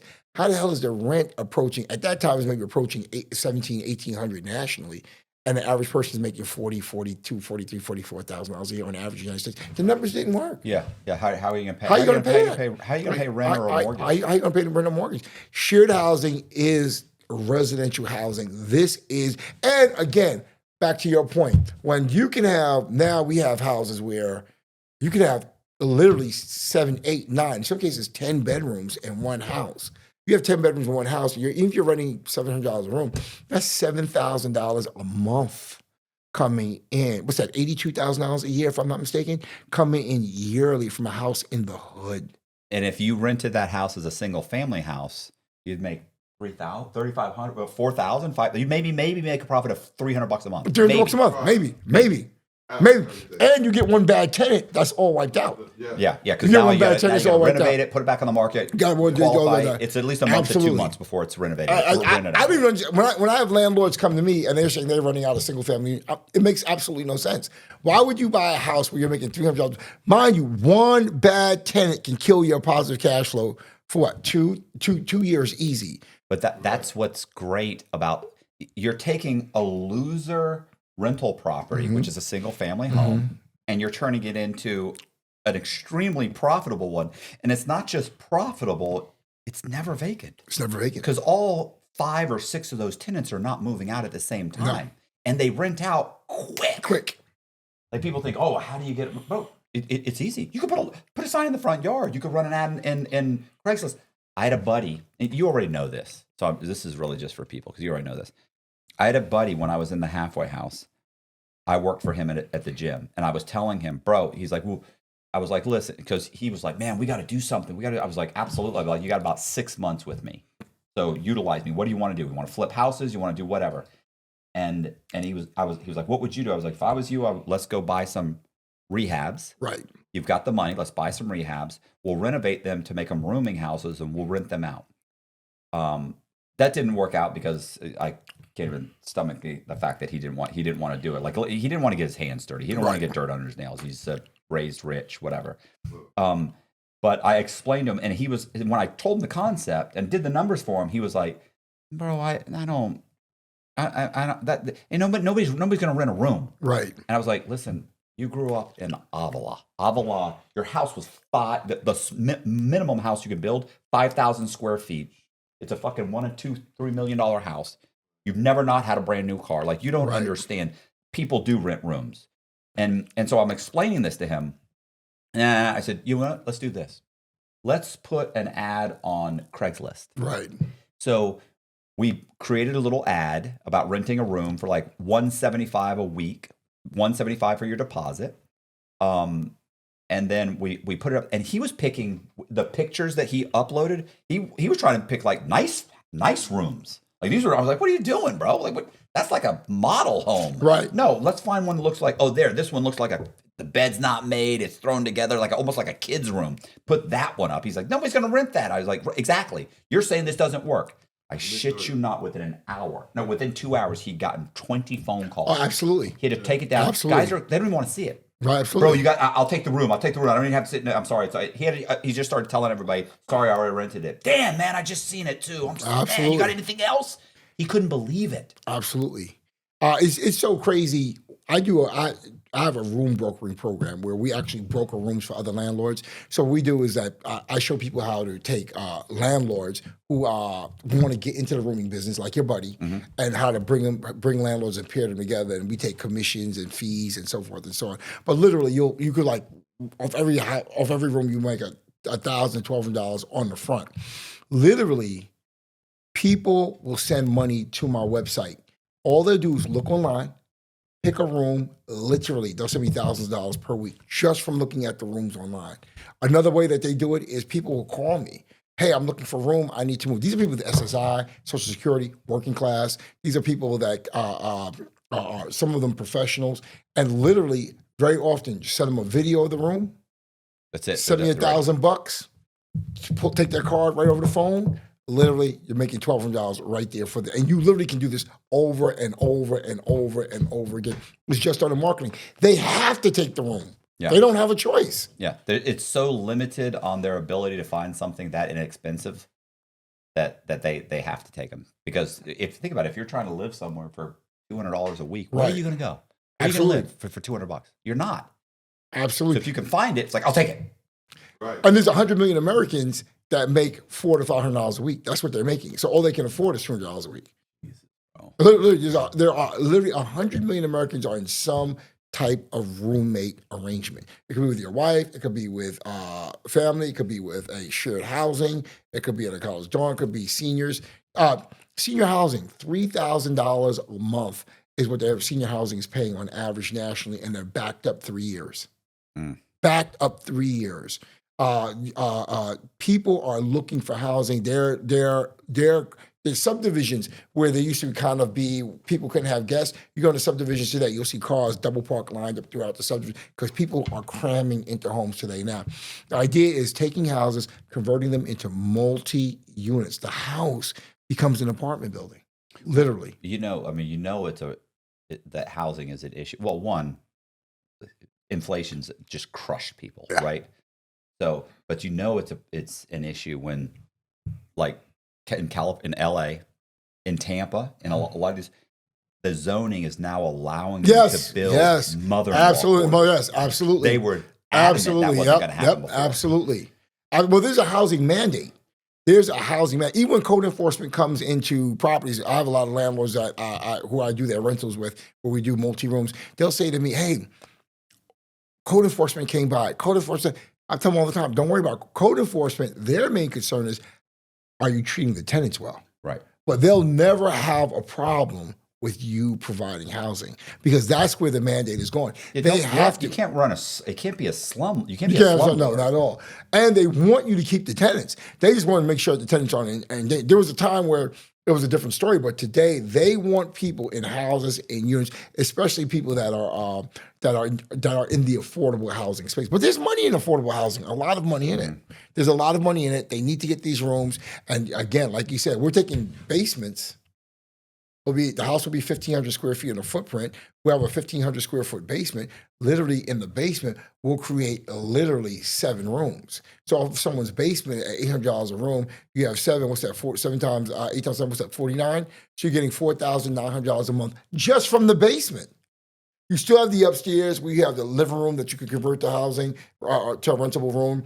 You have the dining room you can convert to a cash flowing room. It has 3 bedrooms. You're still picking up all those rooms. You could build in bathrooms. And literally, the cash flow is unreal that comes from these units. So that's really where we're putting people into. We're showing people, listen, you don't have to worry about buying a multifamily. Because like you said, they're not buying a $2-3 million multifamily. They're not doing some of those crazy ass deals I was doing. But literally, you can take a house these days with the cash flow room system, and you could turn it into a multi-unit cash flowing property. Each room is a cash flowing furnished room. So now the rooms act like an apartment, giving you multi-units of cash flow. And that's how you build real wealth. Well, I was going to say, right now, if you wanted to buy, 150 room or unit apartment complex, well, you have to have taxes for 3 years showing that you've done this before, that you know what you're doing. You have to buy a property that can prove that it can pay for it. It's like the level of the entry level. There is no entry level to that. It's like the average person can't do it. But residential mortgages are extremely available for the average person. Highly accessible. So if you're thinking, hey, I work at Walmart as an assistant manager and I make, whatever, $55,000 a year. Well, guess what? You can start buying 2 or 3 single family homes a year just by going to the bank. Absolutely. Buy them, turn them into rooming houses. 1, 2, 3. 3 years later, you quit your job. I can quit my job and just live off of this. I've got people quitting off 1 or 2 houses. Of one, and here's what's going on as well too. The last 2 deals I did with 2 of my clients, they actually had a property where they were doing 4-bedroom house. They created about another 4 bedrooms downstairs. They have 8 bedrooms altogether. They went to buy the house. The house it's like a $200,000 house. They needed approximately $40,000 to get into the deal. They got funding for 160 of it. The other 40,000, they went and got an unsecured loan, which they got right off the internet. That unsecured loan, they gave them the $40,000 they had in 3 days. They just went and bought the property.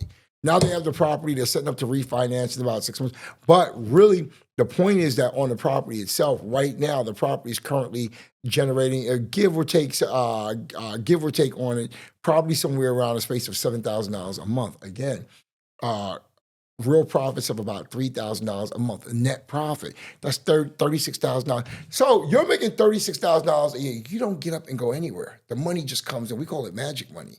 The money just comes from rental residual income that comes in, and that's from those rooms. So are you teaching these guys to manage it themselves, or because my ex-wife has a bunch of these properties like that, and she has somebody, she calls him a house man. Right. She'll always have one guy in there that will collect the rent, mow the yard. She'll give him a discount on his mow the yard, clean up everything, and then he calls her like once a week, and she drives up and gets out. And she goes, I might walk through the place, but she goes, if I trust the guy, he's been there for 6 months or a year or 2. She goes, he'll come out and just give me the payment or Cashapp or whatever. Well, a lot of people will Cashapp her, but she said used to be they'd walk out and give her the cash. But she would always have some guy. So I'm like, so you're not even. She's like, I'm not doing nothing. No, they're absolutely. And I got one better for her. With our system, we teach them how to do auto pay. So the money's automatically debited from their account. I don't know about auto pay. I think they all pay her like cash out or something like that. So this way, we look at the trajectory of their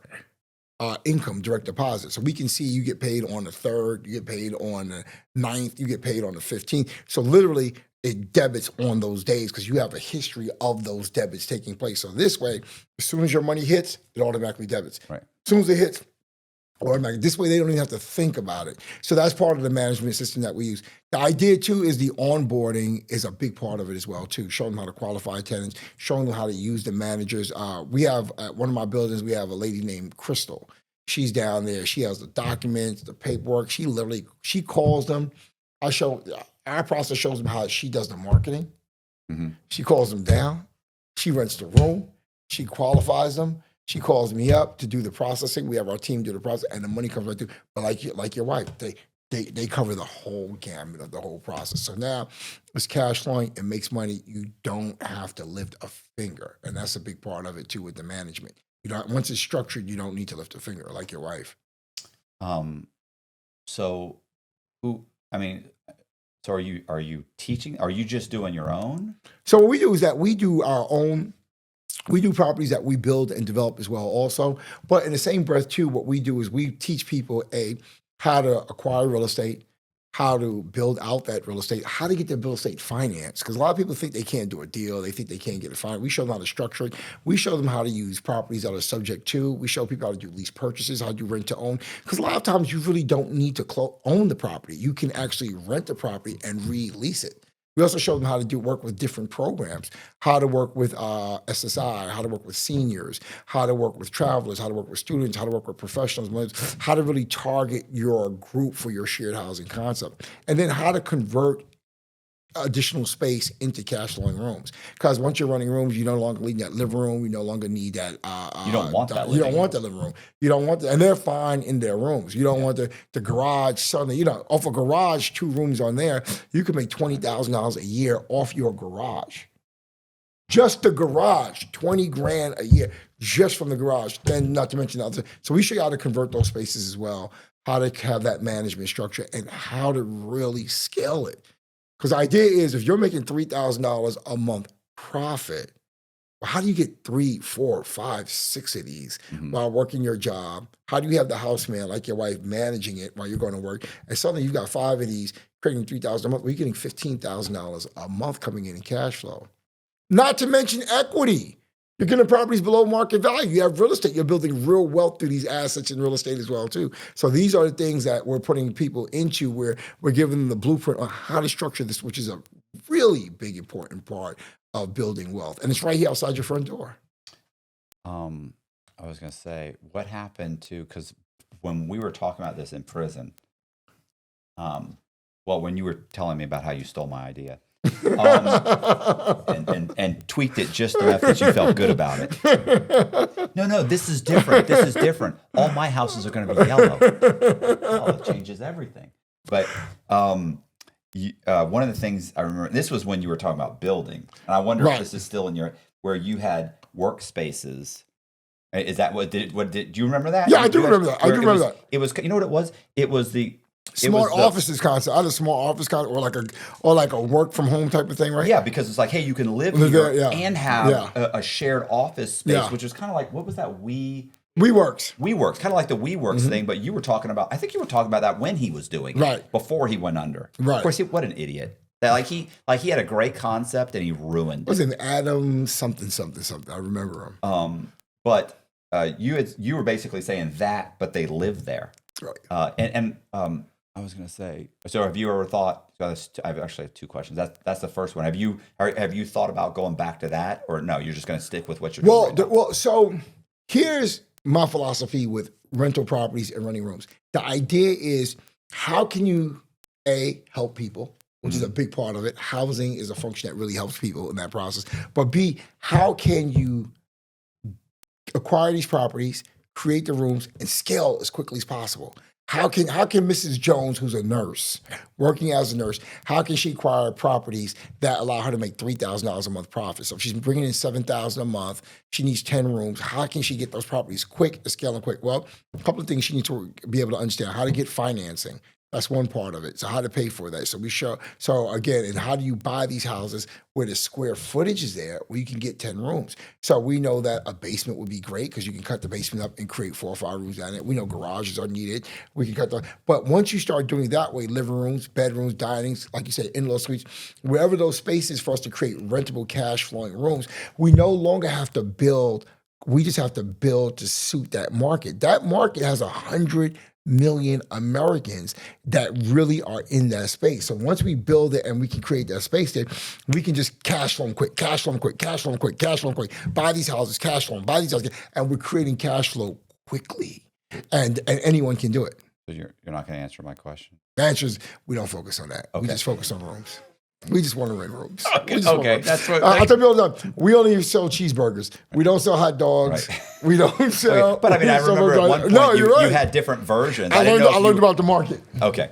The other thing was, and this is whenever I was talking to people about it, they were always like, "Oh, you're going to get nothing but a bunch of derelicts in there." That's not true at all. I used to say this is like, listen, here's the thing: the guy that works at Tire Kingdom that has 2 kids, he's divorced, and he's got child support payments. Like, all he wants is to work, see his kids, and have a place where he can go to sleep and keep his stuff where it's not going to be ripped off, and he doesn't have to listen to gunshots in the street. It's not, it's not in a horrible place, and he's safe. That, hey, when I'm done with work and seeing my kids and doing whatever, I can go home. My stuff's there. I can go to sleep. It's a clean environment. You see what I'm saying? Oh, absolutely. Because that's who. Unless it's next to the project and you're specifically you're renting rooms to drug dealers, like you know. But if you're going lower middle class areas or middle class areas, then you can pick good tenants that are like, listen, man, I just need some place to keep my clothes and sleep. That's affordable. So what happened? So check this out. Really, just to really elaborate on that part too, is rent has gone up 4 times the pace of the average American income. Literally, rents have gone up since 1985, 195%. So the people that are renting rooms today, if you make under $38,000 a year, you are in some type of room or you're in some type of shared housing. So the thing is that it's an economics thing. if you make under $38,000 a year after taxes, that might be four or $500 a week. The average rent in the United States today is $2,000 a month. You cannot move into an apartment. You have to move into a room. It's not an option. So once you understand that number and you understand, they're saying right now there are 6 million units of affordable houses needed, or affordable units of affordable housing needed by Americans today. 6 million. They brought it up at the vice presidential debate. They brought it up. So the thing is that people need and they have to move into these rooms. That's why for landlords, this is one of the biggest wealth opportunities. Landlords are getting filthy rich. Rents beat out cryptocurrency. Rents beat out stocks, bonds.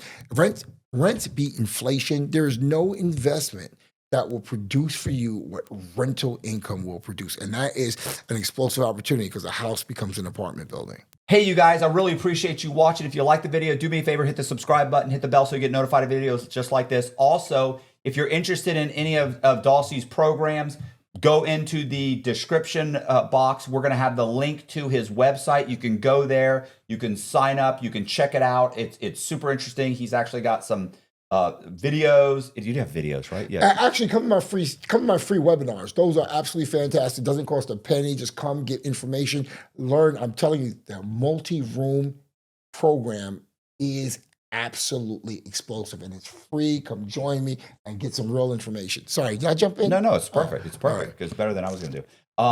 So yeah, go in there. The link will be in the description. We're also going to put all of Dossey's social media links. We're also going to put his, and he's starting a YouTube channel. So that YouTube, he's going to have some interesting stuff on there too. Check it out, subscribe, follow. Really appreciate you guys watching this. Also, please consider joining our Patreon. It's $10 a month. It helps us make these types of videos, and it really does help us. So thank you very much. See ya. This is my fucking guy. I can't believe it. This is my dude, man. I just had y'all so proud. I love this shit. Yeah, that's good because the people that see that is the type of content that'll be on Patreon. All the behind the scenes. So it's good. It's a good Patreon. It's a good Patreon to subscribe for.